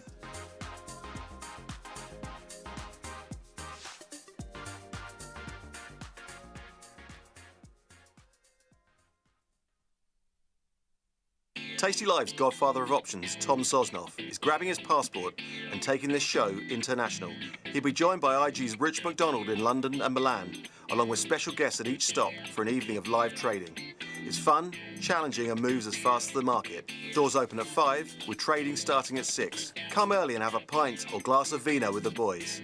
It's totally free, but space is limited. Register at tastylive.com/events. Options just got molto interessante.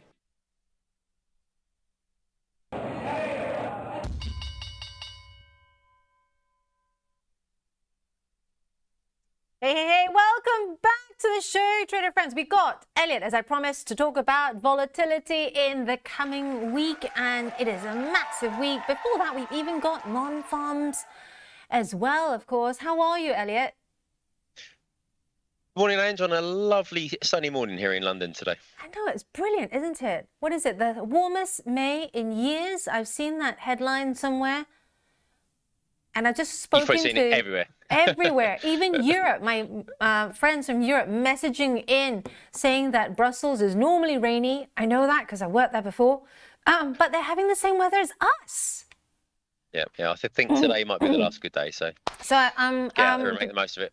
We've got your chance to come back very quickly. I know you've got some sport lined up. Take us through it quickly this weekend. Yes, I'm quite a keen sportsman. I took a few clients to the Grove on Monday. I think I'm back there with some friends. A keen tennis player as well. My team's on a bit of a cup run. So, golf on Saturday, tennis match on Sunday. Probably be recovering on Monday. Nice. I am probably going to be on the cricket grounds as well because cricket is back on. And both my kids play. Eric Jones, love you, man. I owe you one for that comment. You've made my day, saying that I look too young to have kids. Non-farms, of course, because all this coming up at ISM, you know, that jobs number as well that we had in terms of like ADPs and the JOLTS, clearly showing that we are still seeing, you know, resilience still in the jobs market overall. Is that your reading as well?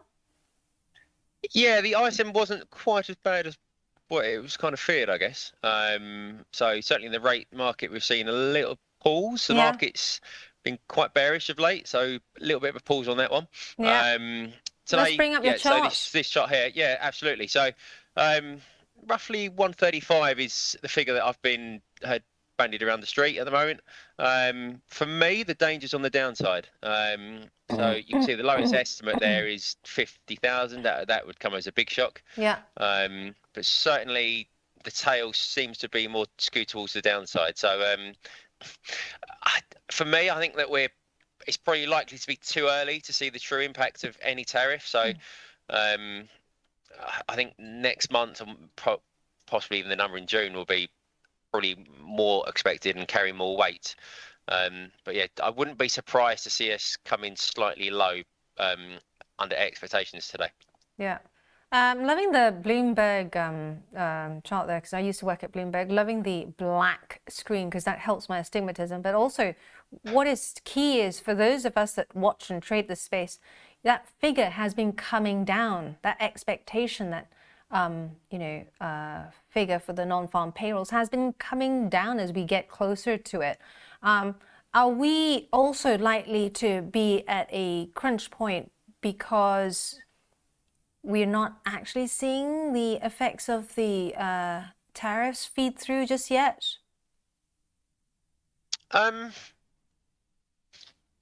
Obviously, I mean, we saw this whole kind of like, yeah, our door is open for talks between US and China and confirmation on both ends. Let me tell you, trader friends, how this works, because I used to do the circuit in Davos, Elliot, for my sins. That's why I decided to come to the calmer landscape here at IG.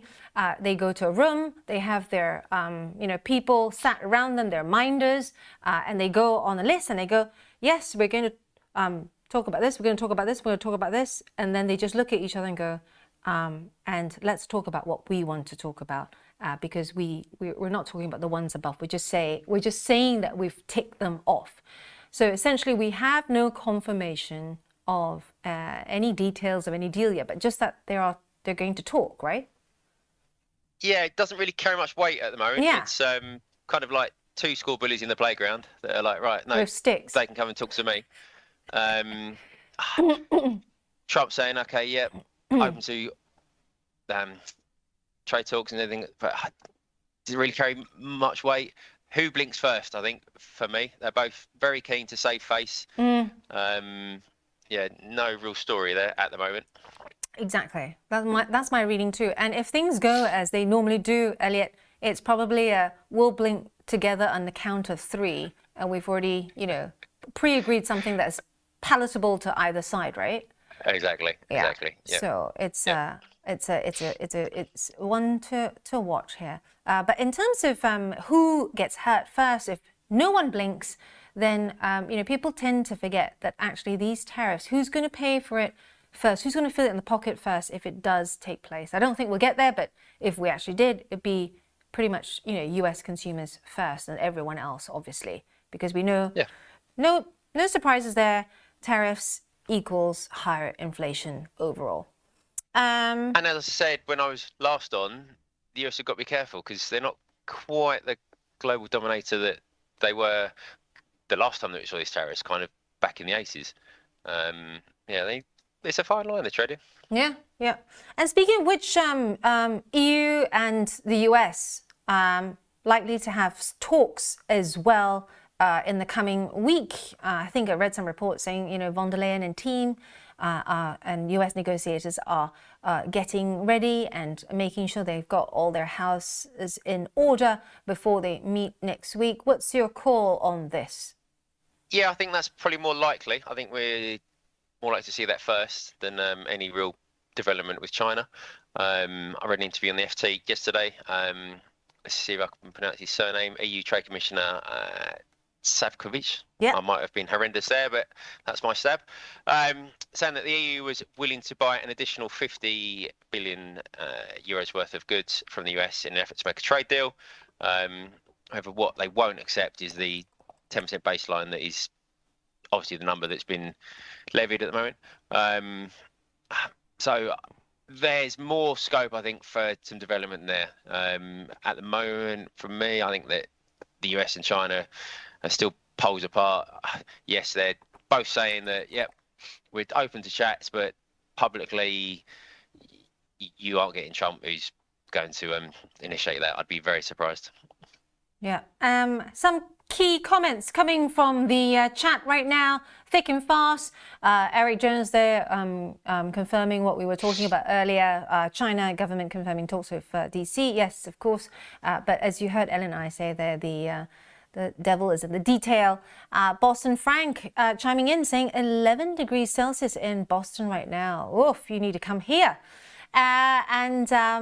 Eric Jones also saying rain from Saturday to Wednesday. Is that London? Please say it's not London. Is that London? Oh, dear Lord, Elliot, I haven't checked the weather forecast. Yeah, my wife actually calls me Michael Fish at most days. So I'm not seeing that on the forecast. Yeah, tell us where you are. We could do Eric it some Jones. rain, actually. We Yeah. could do. My plants are looking like they're near to that point, and my husband's saying, no, do not use the hose pipe. Do not use the hose pipe. They're gonna die.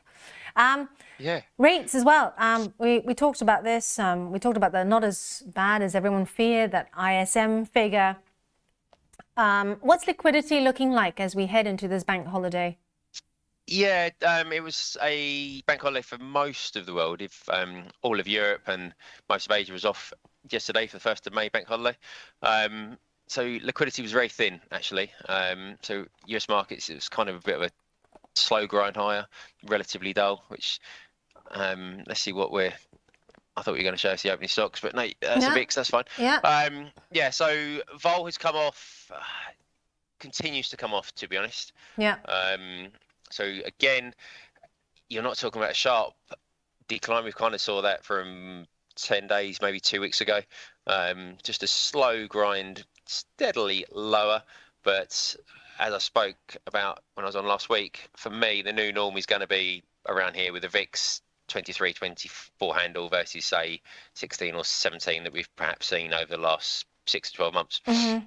And like this time last week, we were talking about this. Is the 20s the new sort of new normal? Definitely, yeah. Even going out as far as September, you're not seeing the drop off in terms of the VIX rate as much as you may expect. So May future currently trading around 23.5, September currently trading around 22.8. So quite a flat skew there. I was looking at the ladders looking out for the S&P and also for oil as well, specifically oil, because as you know, I'm keen on WTI and I've got a short position on at the moment. But what's also interesting is that I was comparing notes with Jack, and it looks like there is looking out a negative skew on oil at the moment. And I find this interesting because obviously we had those reports earlier in the week, the Saudis, you know, telling some OPEC members that perhaps, you know, guys, we can probably sustain a lower oil price for a bit longer. And also the weak demand picture out there, given we've got all this tariff still in play and not yet sorted out. You're still seeing a lot of, you know, negative skew going out, and for how long? Yes, very much so. Crude's been the story, I would say, of the last week or 10 days. Exactly that. So the Saudis have come out and said, yeah, we're possibly happy to unwind the OPEC plus production cuts that we've basically been sustaining for quite a few months now. So that's obviously seen crude move below $60. What that could lead to is oversupply, which is only going to send crude lower. So you very much, crude for a while now has had a small negative skew to the downside, but it's really quite aggressive now. We do options that expire on a Friday, Monday and a Wednesday. So the vol going now for today's getting on for high 70s, about 75, 76%, which is probably 15 or 20% higher than it was, say, 2-3 weeks ago. On the Monday's quite a big day. You've got an OPEC Plus meeting on May the 5th. So look for a story there. So could be worth having a look at the Monday options.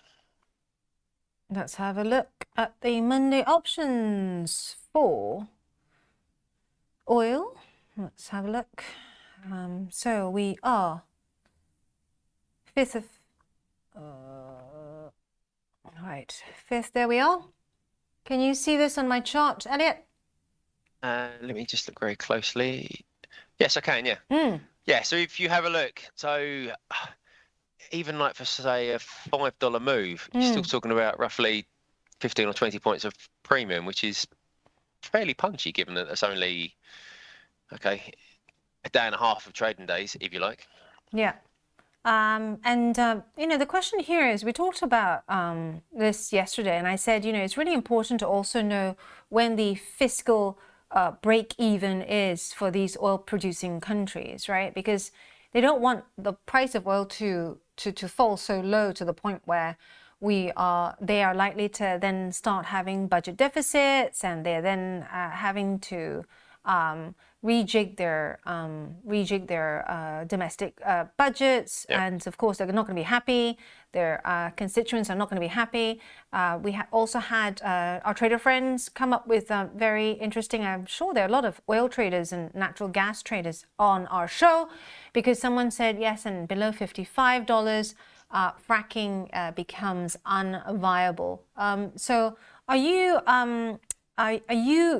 looking at this as well, and the fact that perhaps we could see more news about potential cuts ahead, because obviously they want to keep prices up, right?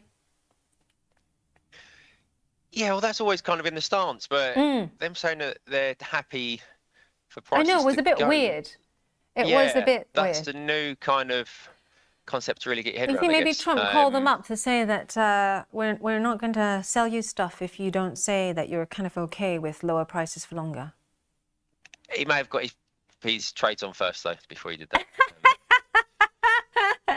Go back to that. Did I mention it last time? I can't remember. So April the 9th, this was the day after the Besant story that broke, saying, okay, yep, a horses on the way, blah, blah, blah. And then it came out, oh, no, actually, no, that's fake news. 24 hours later, oh, no, that was the truth. 10 or 15 minutes before that trade, before that story broke on the 9th, breaks around about 6:15, 20 past 6. Around about 6 p.m., someone steps into the end of day SPY market, which would bear a very strong correlation to our end of day SPX market. Buys a deep out of the money call, spends $2.5 million. 15 minutes later, they're up tens of millions. I think they ran it through to expiry. They made $70 million. Wow. So someone, because you weren't getting that size that was going through every single day during that period, someone had a little hunch, I think, there. Or someone had a very good little bird.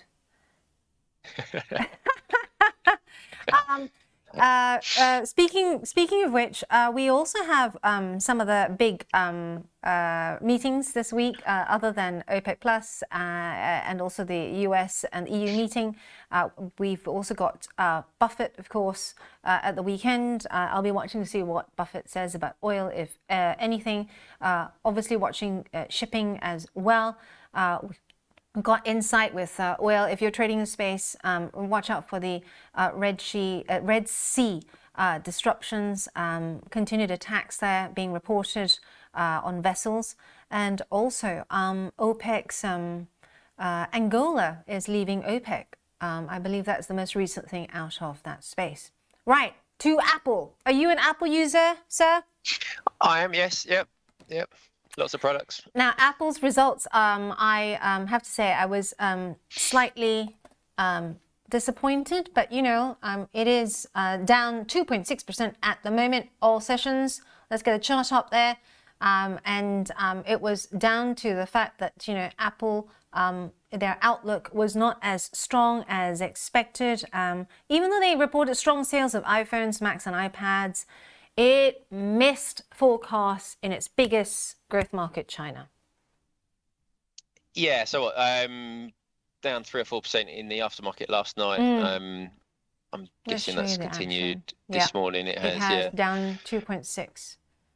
Let's show you. Yeah, so not the worst miss, I guess. But it wasn't the worst miss. I was just slightly disappointed. Slightly disappointed. Yeah, I think that's the thing. Yeah, and also the I was hoping they would say things like, you know, that their supply chain diversification is working and, you know, already in place to take whatever tariff disruption might come their way. But they didn't say, or at least I didn't see anything that that kind of suggested that. As we all know, they've been trying their best to get more and more iPhones made out of India. Last time I checked as well, there was a lot of procurement talks taking place out of Vietnam as well. And so it's not the worst set of results, but I was slightly disappointed.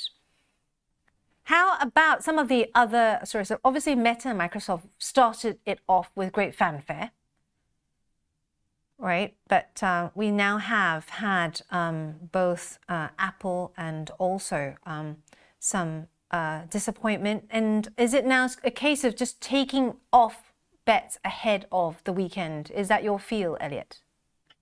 Well, Amazon slightly beat its Q1 earnings. Yeah, it was the guidance though, wasn't it? That kind of. It was guidance very much on Q2 that was very soft. Yeah. So I think after hours, after the bell, that was down 3.2%, 3.5%. How's that opened up on our? It's down more than 2% there. Yeah, so that's kind of continued as well, I guess. Yeah. So again, earnings slightly disappointing, but it's kind of this forward guidance where we aren't seeing the growth. So for me, I don't expect any weekend story. Probably the first weekend in a while where I think you can be more confident that Sunday night we're going to open roughly where we've closed on the Friday. The last few weekends have been okay. A story might break here, but I don't see anything on the horizon. In terms of what we've got next week, you've got the Fed on the Wednesday. Yeah. Almost a given that it'll be no rate change. Looking forward further ahead to June, looking at roughly 55% chance of a cut, or a 25 basis point cut, 42% of an unchanged. July, you are almost certainly looking at a cut. The question then becomes, is it going to be 25 or is it going to be 50? So I'm thinking 25. I think 25. I'd be very surprised. I think that they would have to really see something that they don't like in the data. There's obviously quite a nervousness, if you like, about what's kind of going on in the labour market. How much are these tariffs going to take effect? As I said today, will come too soon to give us any indication of that. But next month, if not the month after, I think we'll definitely have a far clearer picture. I think they're going to. I think markets are kind of like now probably a bit sort of overconfident that we're going to get some sort of common blinking between US and China. And I think the big shock is if we do not get that. If we are sat here, Elliot, a few months down the line and there is still no sort of movement in that space, real deal happening going on there, then markets are going to really get shaken. And I think not enough of that has been factored in. Of course, the Trump 100 days. That was this week. It went quick, didn't it? Yeah. Flew by. Absolutely flew by. I feel like there's been so much volatility that I kind of left my liver and my spleen back in January. It's nice to have a breather. Yeah. To be honest, look Pence came out and he was very critical. Very keen to highlight that it's the second worst economic start for a president since Richard Nixon. Quite amazingly, US markets finished up in April. Yeah. Which is incredible given the pain that we saw in that second week. Yeah. And it just shows the kind of volatility that and especially if you're a longer term trader, if you stick with it in there in times when a lot of people are panicking, sometimes it's good to just stick and hold, right? But it's very much, certainly haven't been here for so long, over 21 years now. You kind of begin to build an idea of, okay, what's a good behavior, what isn't. The most successful traders always leave plenty of powder dry. If you can leave some space in your account to weather these shocks, that's one side of it. But also, when everyone else is panicking, if you can stay calm, that might be the time to actually step into the market. So certainly on the options side, and this is the beauty of options, you get this angle of being able to trade volatility. So if you can, you may see that some vol is coming that isn't currently priced in, then that's a good time to buy options. But in terms of the sell side, the vol exploded during that second and third week. It really did. So if you can come in and say, okay, this simply cannot continue, I think the market's going to recover, it's a lovely time, to sell options. So I've seen some guys do very, very well over the last 3 or 4 weeks. That's right. And in a time when vol is exploding and, you know, all the usual other indicators are just basically thrown out the window. ATR, we're just laughing about this today. ATR, chuck that out the window and all that. You can have a really good option strategy that takes advantage of this sort of market when it's a roller coaster ride. Yep. Right. And on that note, Eric Jones saying, I don't need my screen. I do indeed. Have a great weekend.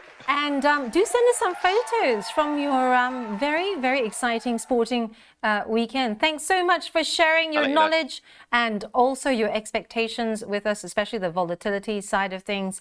And we'll catch you in the coming week. Have a good bank holiday weekend. And everyone stay right there because we've got Ron coming up right after this to talk macro with us.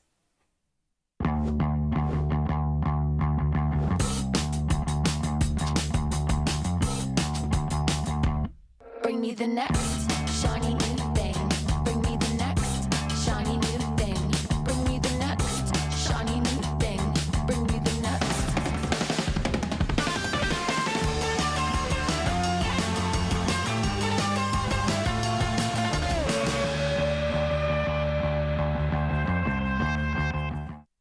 If you're looking for flexible ways to trade financial markets, whether you're experienced or new to trading, you've come to the right place.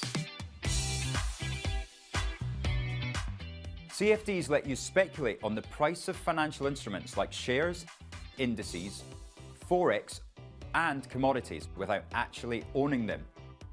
You can benefit from both rising and falling prices across 17,000 markets, letting you find the perfect opportunity. So if you think the market's going up, you buy. If you think it's going to go down, you sell. When trading CFDs, you're trading on leverage. Now, leverage lets you trade bigger positions with less money up front. So this increases your profits on your trades, but also remember your losses are also amplified. So be sure to manage your risk. With us, you're not alone. You're part of a wide community of traders that you can learn from. We've got the experts, the tools, and extensive educational resources to help you on your journey. If you're not quite ready to trade CFDs with real money, you can always give it a go on a demo account. Open an account today, join the conversation, and be inspired to make moves.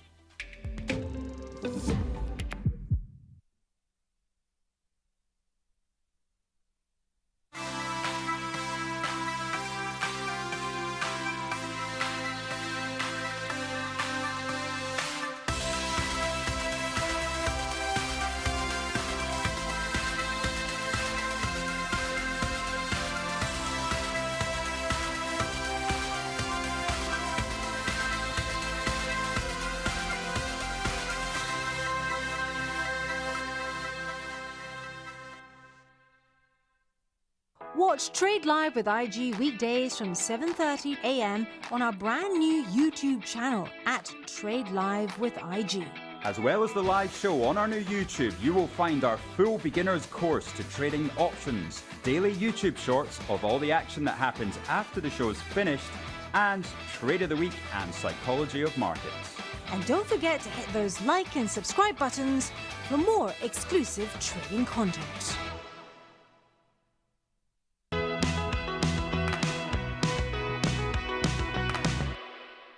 Hey, welcome to the show with myself and Ron for the macro view. Great to have you on board ahead of this bank holiday weekend.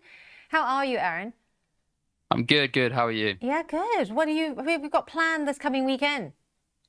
I mean, not an awful lot, to be honest. A lot of football to be watched, so that's on the agenda this weekend. Well, I am super excited because we are coming to the end of a really good week, shall we say. This is the daily chart, whacking that up for you here of the US 500, and we can see that it has been tracking higher there You heard Ellen and I talk about this earlier on.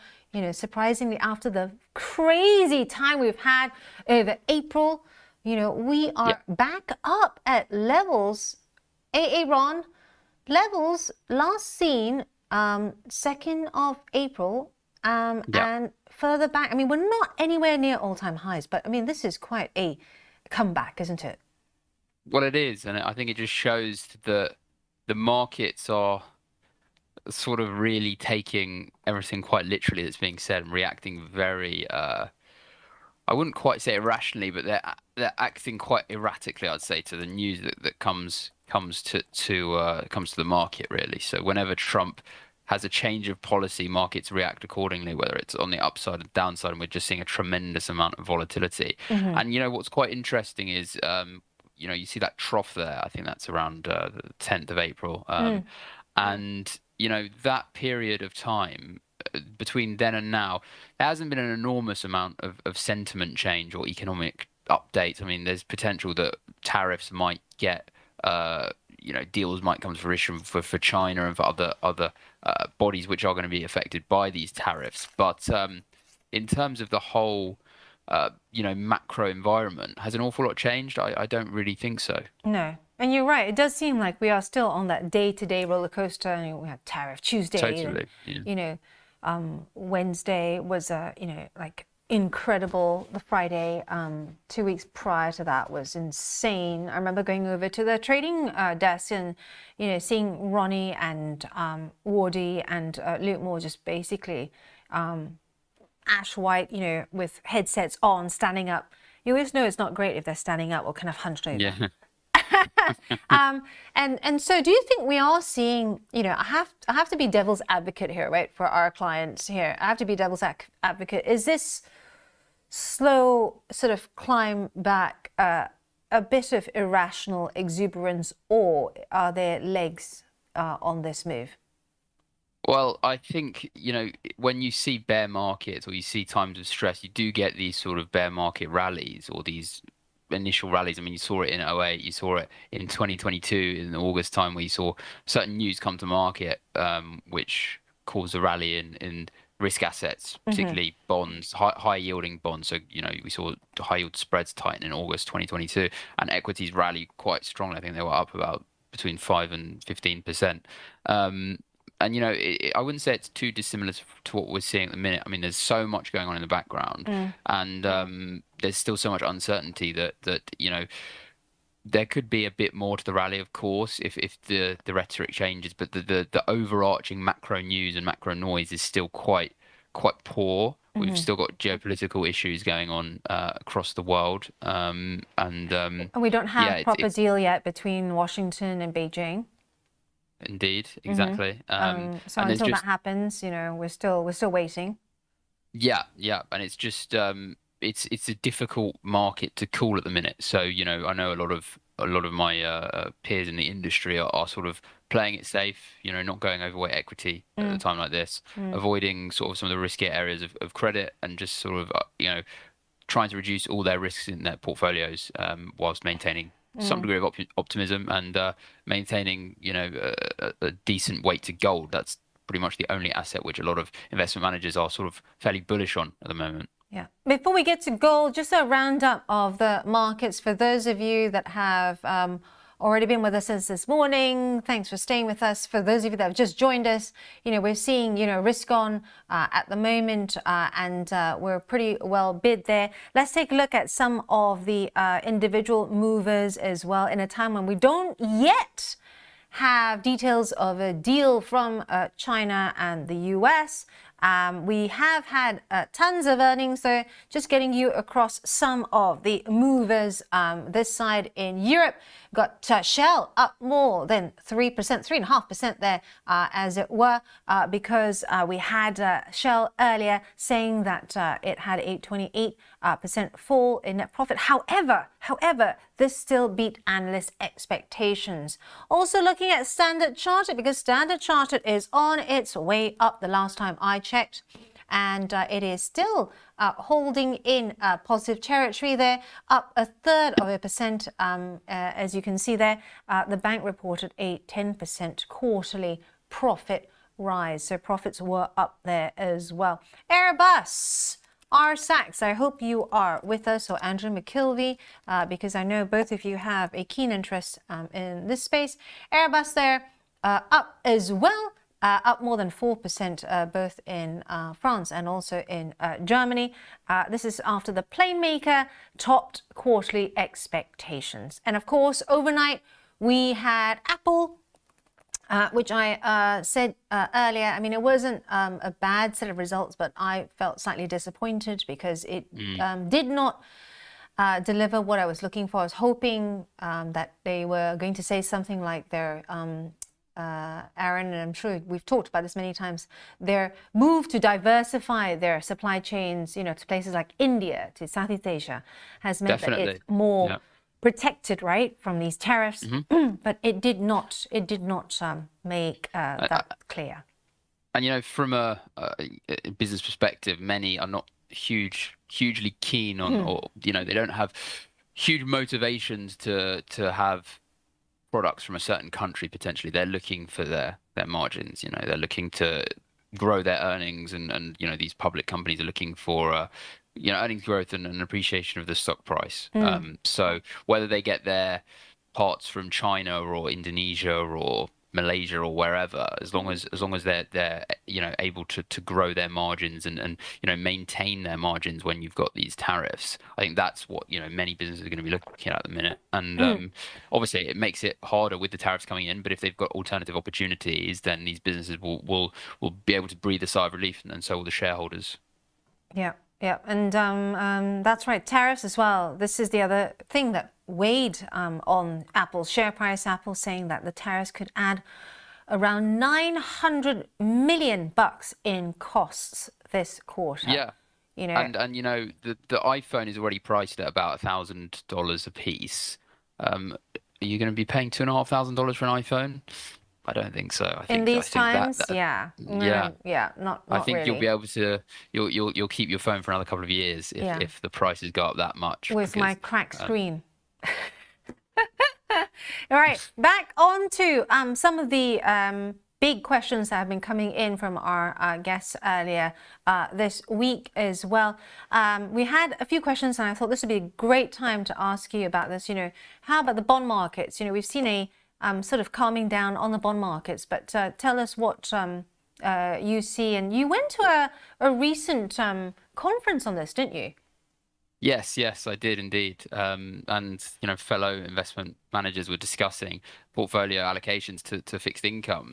And usually at these conferences, when you have a roundtable, everyone's got quite different views. But this is one of the first ones I've been to where everyone is like, I really can't predict what's going to happen. The macro scenario and the way it's changing is too unpredictable to sort of make bold moves at this minute. So everyone's fairly cautious in the bond space. So if we look at sort of our sovereigns and the maturities, we can go into that, you know, the longer end of the yield curve, so you sort of 10, 15, 20, 30 years, those bonds have got more interest rate sensitivity, can be more volatile, particularly if inflation expectations creep up. Investors are allocating more towards the shorter end of the yield curve, which is sort of what we're doing, that and the middle of the yield curve, where we've got a little bit less, you know, duration. So we're allocating into that area. And then the sort of corporate bond space where companies issue debt, you know, the environments that we're looking at is very high quality companies. You can still get quite good yields on these bonds, not as good as what is known as high yield debt. So companies which don't have the best track record of best financials, but you know, would you really want to be investing in these sort of companies' debt when their costs are going up and when we're facing macro distress? No.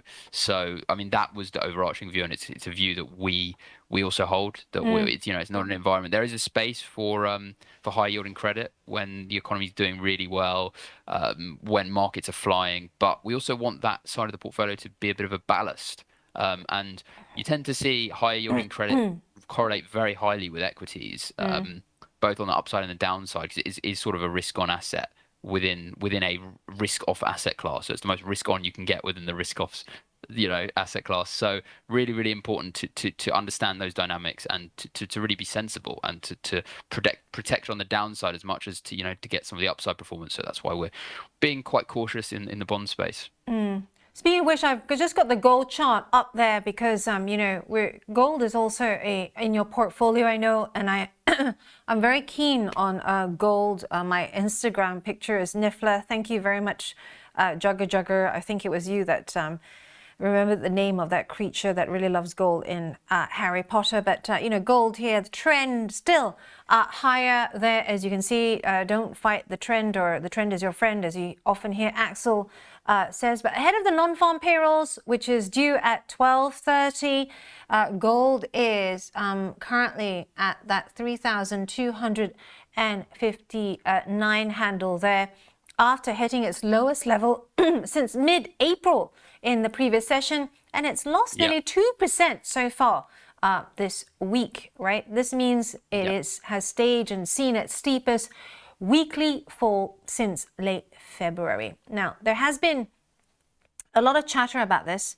because we got a school of thought that, you know, gold is going to continue progressing higher. I think that it's going to be tricky if you are trading this short term, because don't forget, no one's going to want to make big bets before that non-farm payrolls report at 12:30. Totally. Plus Chinese markets. Chinese love their gold. I know that. And they're closed for the Labor Day holiday from May the 1st to the 5th. So please bear this in mind as well. And gold has also started trading in premium in India this week for the first time in 5 months as demand there revives. So we're also coming into the demand period out of India, also a big consumer of gold there. What's your view on gold prices? So, I mean, the environment's quite supportive, I'd say, in general for gold. You've still got issues geopolitically, which is generally a good time to be long gold, is when there's general concerns about the economy and geopolitics.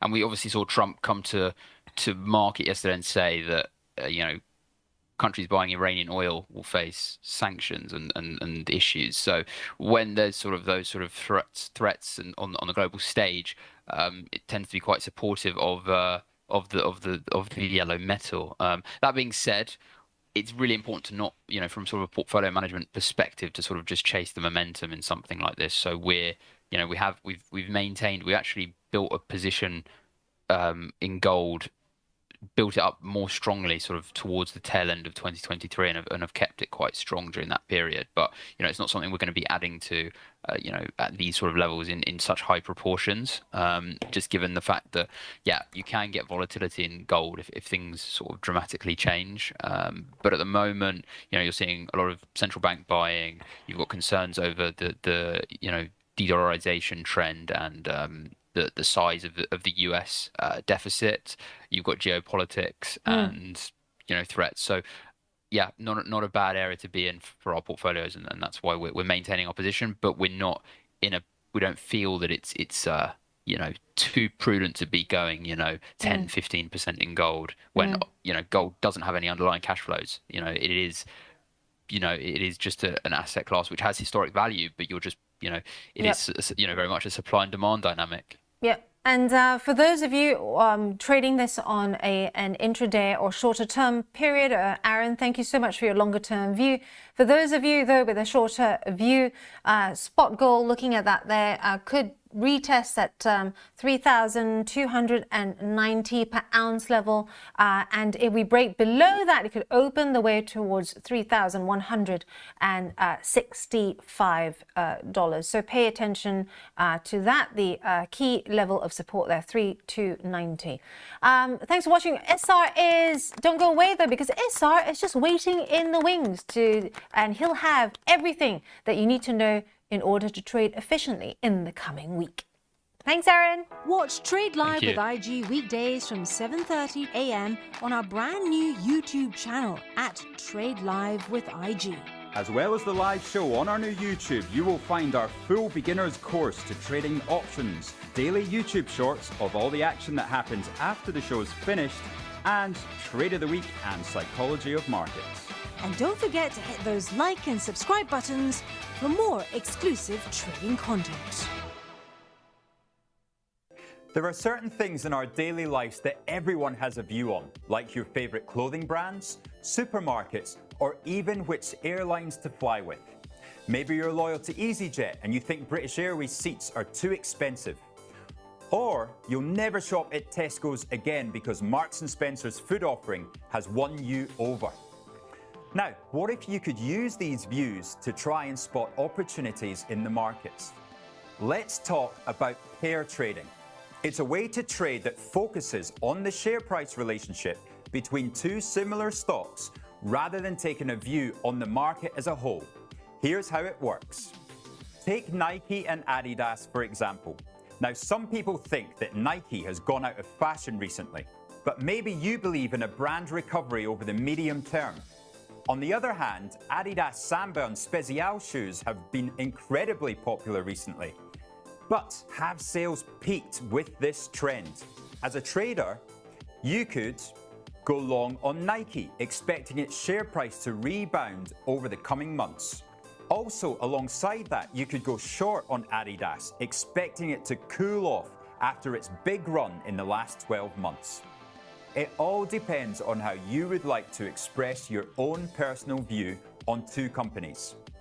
But keep in mind how quickly trends can shift. Remember when Under Armour rose to popularity fast, along with its share price. But then they spent most of their profits on celebrity partnerships and their share price performance flopped. Now, this doesn't just apply to clothing brands. Think of Tesco's and Sainsbury's in the supermarket space. Two companies that often move together. Now, if one outperforms the other unexpectedly, pair trading could let you capitalize on what could be a short-term difference. Because the beauty of pair trading is that it's market neutral. If the whole market drops, as long as the gap between your chosen pair narrows, you could still see an opportunity. But don't forget, always research why prices are diverging so you're not caught out by unexpected trends or their financial results. Do you want to give pair trading a try? Start simple. Test it out on a demo account first. It's a great way to learn the strategy without taking on real risk. And on IG's platform, you can explore similar trades easily with access to the tools that you need and further education on the IG Academy.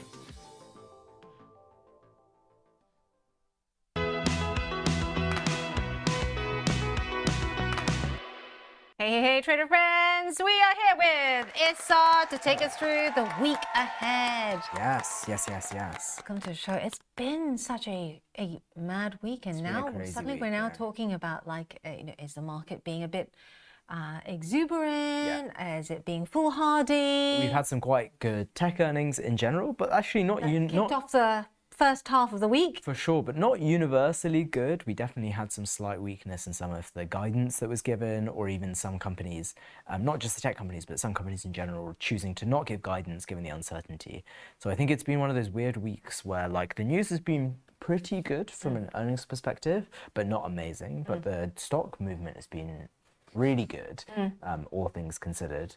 And then you only had a couple of companies who missed or who guided down, who then had really big corrections. Like Snapchat was a good example of that, I think. Yeah. I'm very happy. I'm happy bunny because I love the Nasdaq, trading Nasdaq, and also I did a Meta and Amazon. Wait, what was your play? You just were long Meta or Amazon? It was long Meta, and I said with Amazon it's a wait and see because it's all about the AWS, right? Yeah, all about the AWS. Yeah. So on my Twitter site, Twitter Angeline Ong, if you saw the video, I said it's that one thing. That's all you have to look at, people.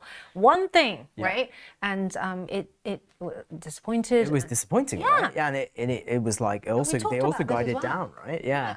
So I think it's one of those examples where actually we're seeing a lot of these hyperscalers still post monster earnings and monster revenue, but actually expectations are so high that actually they really do have to consistently be beating. Yeah. Otherwise, people are just kind of reacting pretty negatively or neutrally. Yeah. But Meta had an unbelievable earnings run, and I think Meta will also increase its capex spend. Yes. That might be so good that news was the key surprise from that side because we talk about this quite a lot about when is that slowdown in capex happening. Yeah, well, it doesn't seem like it was in Q1, but it might well be in Q2, and so I think people will always be a bit on the edge of their seats. Yeah, so next week, a big one for central banks. Yes, so next week is a central bank decision week.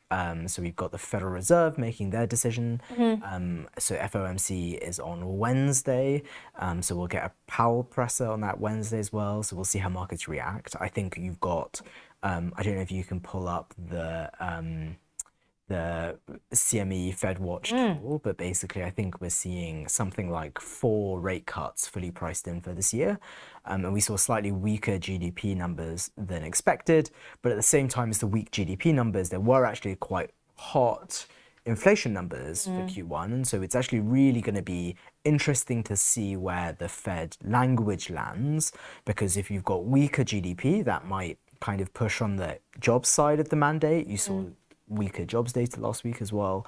But at the same time, if you've got worries about inflation, Jay Powell spoke about tariffs, and so actually you might see the Fed trying to kind of look through the current inflation rate and look at the next 3 to 6 months, where actually you have 2 things happening in parallel, which is the tariff effects and the supply chain effects that are coming from that. So you've seen actually a lot of supports empty, and so that is a bit of a worry. And then the second thing is actually a lot of the base effects we had last year are going to start coming away. So we looked at this. Blip off, and then we're going to see headline inflation start to tick up. Yeah. And that's especially in an environment where, for example, inflation expectations have still been a bit elevated. And so I think we're likely to see the Fed kind of hedge their bets a little bit, and I think the market actually is pricing in a decently dovish meeting. So I mean, I guess we'll see how it goes, but I think for me that is the big thing to watch on Wednesday. And then after the Fed, we've got the Bank of England on Thursday, just the day afterwards. We've had some guidance that rates are expected to come down to around 3.5% at some point in the next like 6 to 12 months, which is pretty materially lower than where we are today. And the Bank of England has been quite hawkish so far, but actually that is suggesting a bit more of a dovish tilt, and especially in the environment where the Fed is kind of maybe not easing as much as we would have expected a year ago. If the Bank of England starts easing, that's probably going to be a bit of a kind of counterbalance, and we're likely to see that impact things like cable. Yeah, bring up cable here because, you know, we are already seeing, you know, this, of course, factored in. But what's also interesting as well is that this dynamic between the Fed and the Bank of England is playing out in a time as well when, you know, we've got really weak economic indicators. You know, let's be real about this for the UK. Although admittedly, Q1 GDP in the US was also pretty weak, and so it is hard to work out what exactly is going on. The signal to noise is quite bad at the moment. Yeah. And also, you know, exports, UK exports fell. At their fastest rate, I believe, in almost 5 years. Is that right? Like that. It was, yeah. Yeah, and we're still yet to see sort of like the feed through of, you know, Rachel Reeves' policies and everything. But I think the key one, right, will be JP. If he says, I'm hoping he's going to drop some sort of bombshell. Yeah. Because the last time. Do you want to have a look at the CME Fed Watch? Yeah, here we are. Because, so you can see that actually the rate expectations are essentially that they're going to stick where they are today for this Fed meeting, but actually if you start to look out maybe by, I guess, December or December? Yeah, by December, let's have a look. So then actually you've got 1, 2, 3, a lot of the consensus is around 4 rate cuts. That's pretty material, especially compared to maybe earlier this year where we were only expecting 2 rate cuts, where the jobs data was particularly hot in the early part of this year, pre-tariffs. And so actually, whilst this meeting is going to be a bit of a boring one, the next one, like you've got here, is potentially a bit more interesting. There's kind of more than a 50% chance that we're going to have a rate cut. And then if you go one more meeting out, you can see that actually the spread of different rate options is starting to get much wider. And, you know, as we progress as well, this is likely to change depending on what happens on the tariff front, right? 100%. And I think they've been quite clear, actually, in the last meeting they had, where they think the tariffs are going to be inflationary, and that's obviously a concern. And at the same time, they are still trying to retain that data dependency that they've been talking about for the last kind of 6 to 12 months. Do you think he'll still stick to the wait and watch data card? I mean, I think the data has been good, actually, and you've seen like Trump put a lot of pressure on Powell actually, where they're saying that look, Other than calling him a major loser. he called him a major loser. Like he has said that headline inflation is coming down, which it is, especially year over year. And he's pointed at the oil price, which is much lower than it was maybe 6 months ago. And so I think all of those things would suggest that the Fed should cut. On the flip side of that, there is of course the tariff pressure, which is inflationary. And so I think actually if Jay Powell is truly data dependent, it depends on what you mean by data dependent. Do you mean using some of the lagging indicators of where inflation is, in which case you would probably cut? Does it involve also looking at some of the early leading indicators or forward looking to things like the tariffs, in which case it's not really quite as data dependent, but it is like risk that if the Fed don't respond, they'll be caught moving late again, which would be an absolute disaster. Like not the first time that that's happened for them. Yeah. So big week as well for earnings, and of course the key one that kicks off Monday. Palantir. Yeah. So Palantir, I think, is one of the next big tech names to do earnings after this week's kind of run from the Mag 7. I think that's going to be a really big one. That will be a real good indication of not just how the AI, like general hype train is doing, but quite specifically how companies are buying data services and what that looks like in practice. So you can see that Palantir has had a pretty good run, actually, over the last couple of weeks, from some of the bottoms that were in April to where we are today. Yeah, you can see, wow, look at that. That's kind of impressive. We're basically back at almost those highs from Feb. Yeah. So I think that'll be a key earnings. Do you like double tops and double bottoms? I'm kind of not, yeah. Like yes, you're a regime trader, right? Yeah, and I think TA is always something that has just always been a bit beyond me. So that does look like what I am led to believe a double top tends to look like. So obviously, a triple is confirmation, double is tentative.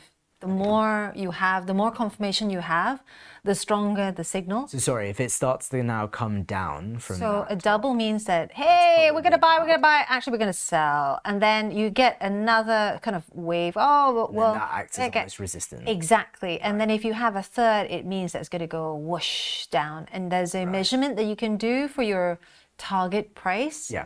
Which is basically the bottom, and it gives you a nice sort of expected target price to the downside. Okay. So it's a reversal. Yeah. Similarly, if you have a double bottom or a triple bottom, that's also a because it means that that's an upward signal. Yeah, I guess. Right. Because the behavior that it's sort of trying to surface is that more people are coming in and testing, dipping their toe in, and then you get a final push. Interesting. Yeah. I think with a lot of these things, I also think as more and more traders use the same approach, it also starts to be self-reinforcing. So I wouldn't be surprised to see actually quite a clear. Palantir is one of those stocks that's traded a lot by retail traders who are using a lot of the same techniques. Yeah. And so actually, whilst you might have the underlying trend stuff that you're talking about, you might also have like a secondary effect.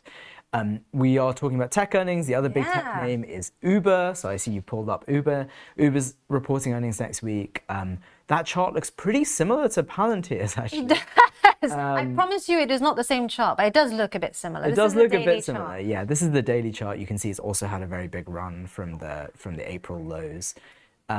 So yeah, Uber also reporting. I think that will be interesting because Uber's also got a consumer exposure that Palantir doesn't have.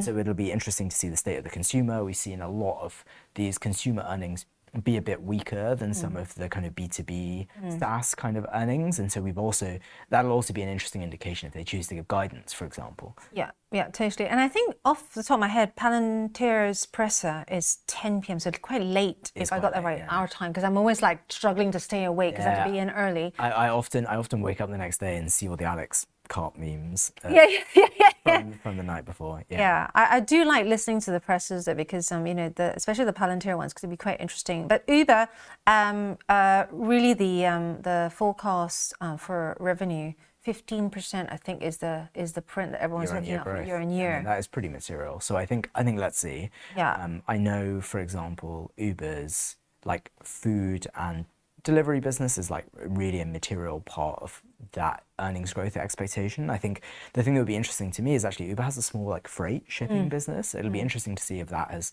had any impact from the tariffs or if they guide at all. I mean, Q1 is quite early to see any tariff impacts, but you did see some people trying to front run some of those effects in the market. Okay, cool. If that's Uber and Palantir, the other one that is reporting earnings next week is Disney. Disney, the House Disney's of an Mouse. interesting name. Yeah, Disney's had not the best kind of year and a half or so. You can see, This is the weekly chart at Trader Friends, and you can see that it's still nowhere near to its 2021 high. Right. It's like really, really material. And actually, Disney was having quite a difficult period in the run up to bringing Bob Iger back. Yes. But actually, I think it'll be interesting to see these earnings. We've had like a couple of big Disney movies come out. Disney Plus always has a large number of subscribers. And so seeing whether those have started to impact subscriber numbers or kind of some of the box office numbers is one thing. But then also the real reason that a lot of that media is important is because the IP is a big driver for their parks revenue, which is also a huge revenue stream. You're so clever. Have you been to their parks recently? I actually haven't been recently. But you need to go recently because I have been 4 times. Five times. You like a Disney adult? Are you one of the people who loves it? I'm not a Disney addict, but for some reason I always get like somehow or another taken to a Disneyland park. You know they do cruises as well. It's like one of their biggest lines of business is like actual cruise ships. We're kind of like not their target demographic. Have you seen how much they're charging for cocktails on those cruises? That must be outrageous, right? And these cruises are like, they're designed for the Marvels. They're designed for the hardcore fans, right? Yeah, some people love it though. And then you get to go and you get like I have no idea. I always struggle to get into clean clothing in the morning, but you can go to your cocktail dinner on this cruise. Yeah. Dress as your favorite character. Right. For an extortionate amount. Yeah, the margin is very good on the cruises actually. Yeah. Cruises are not normally one of those businesses you look at and you're like, wow, that's a super high margin business. But the way Disney does it is it's targeted at the child-free. Oh, really? They're not like childless. They're like dinks, the dual income, no kids. Yeah, the dinks or the what I call the dinkmas. That's my new target audience, people. when I leave IG and I start my own company, what is the my demographic? I've read it dinkmas. What is dual income, no kids? Dual income, no kids, with animals or loves animals. Dinkwad, with a dog. That was like a really big during COVID.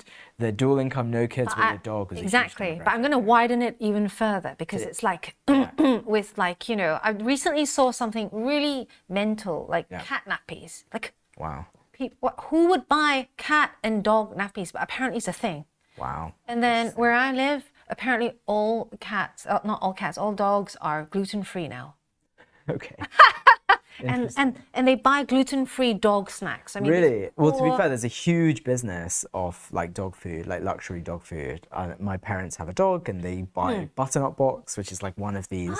They're so expensive, They're and so expensive, yeah. Their selling point is that it's good enough for humans to eat, right? Yeah, every earnings call, basically, the founders eat some of their own dog food, which is like kind of funny and amazing. Do you know the downside of that? I mean, you probably know because you're familiar with it. Like all that food has to have refrigerated, right? Or frozen. And a bunch of it has like tiny bits of bone that are like ground in for the dogs. Anyway, Disney. The last earnings, just before we wrap up, is there is some oil and gas stuff next week. So, for example, we've got Oxy that's doing earnings. Oxy famously is a Buffett stock. It is, and we checked on this before I left for my Easter holidays. Is it still on its way down? Let's have a look. Oxy had an amazing run, Yeah. but recently has been pretty beaten up by the fact that oil prices have just been much lower than at the start of the Trump administration. So you've seen oil prices really take a material Look at those big red candles there. Yeah, that's pretty stark. That I think is almost entirely oil price driven. You can see actually now we've had a bit of a recovery in oil prices, so that's kind of ticked a little bit back up.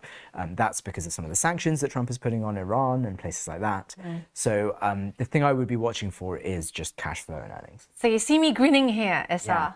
So all you unbelievers, obviously fundamentals are very important, but it's key to have both. And Oxy has just given us, this is unplanned, people, unplanned between Isar and myself, because Isar is such a busy man, it's very hard to, I've thrown coffee at him before whilst he's been in a meeting, true story.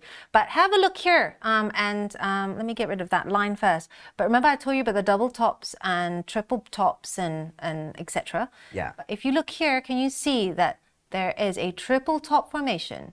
Paying attention, like you can slant it slightly, but you get the idea, right? And the thing is to not cross, to respect the line, to do not cross anywhere across the line. But can you see that there were 3 attempts to break through and it just failed right there? Yeah. And the measurement to look out for, I told you about a measurement earlier on. What we tend to try and find is this kind of measurement here, like that, which then will then correspond with when it breaks through over here. And that is Angeline's bad drawing for the week on Trade Live with IG. I'm sure Axel will be proud. Ah, Axel, I hope you're watching. But can you see? So it has failed and then it breaks through, and therefore you know that the 3rd attempt has failed and we've come to exhaustion, basically. Right. So I think that is an interesting one where a lot of those secular shifts in oil prices are very tied to the macro, but it's interesting to see it manifest in an individual stock like that. Exactly. And one more tip for everyone. Have you got an Uber account? I do have an Uber Great. account. Go and check your credit card, because I was hit by this. So Uber have this, and loads of people, because I call it my credit card company, have been hit by this too. If you see an anonymous $4.99 a payment out of your Uber every month, it's because you've accidentally signed up for premium services. Ah, right. And you like ticked one of those Exactly. easy to tick boxes. And I've never used their services other than the car. So. So check your... Sneaky. Yeah. So we try and be useful here. And I thought that was... Yeah, that's crazy. So everyone please like and subscribe, I've been told. Like and subscribe, slam the subscribe button and like. We would love to hear from you as well if you've got any questions for Issa or myself. Otherwise, have a great bank holiday weekend. Yes, exactly. Take care, everyone.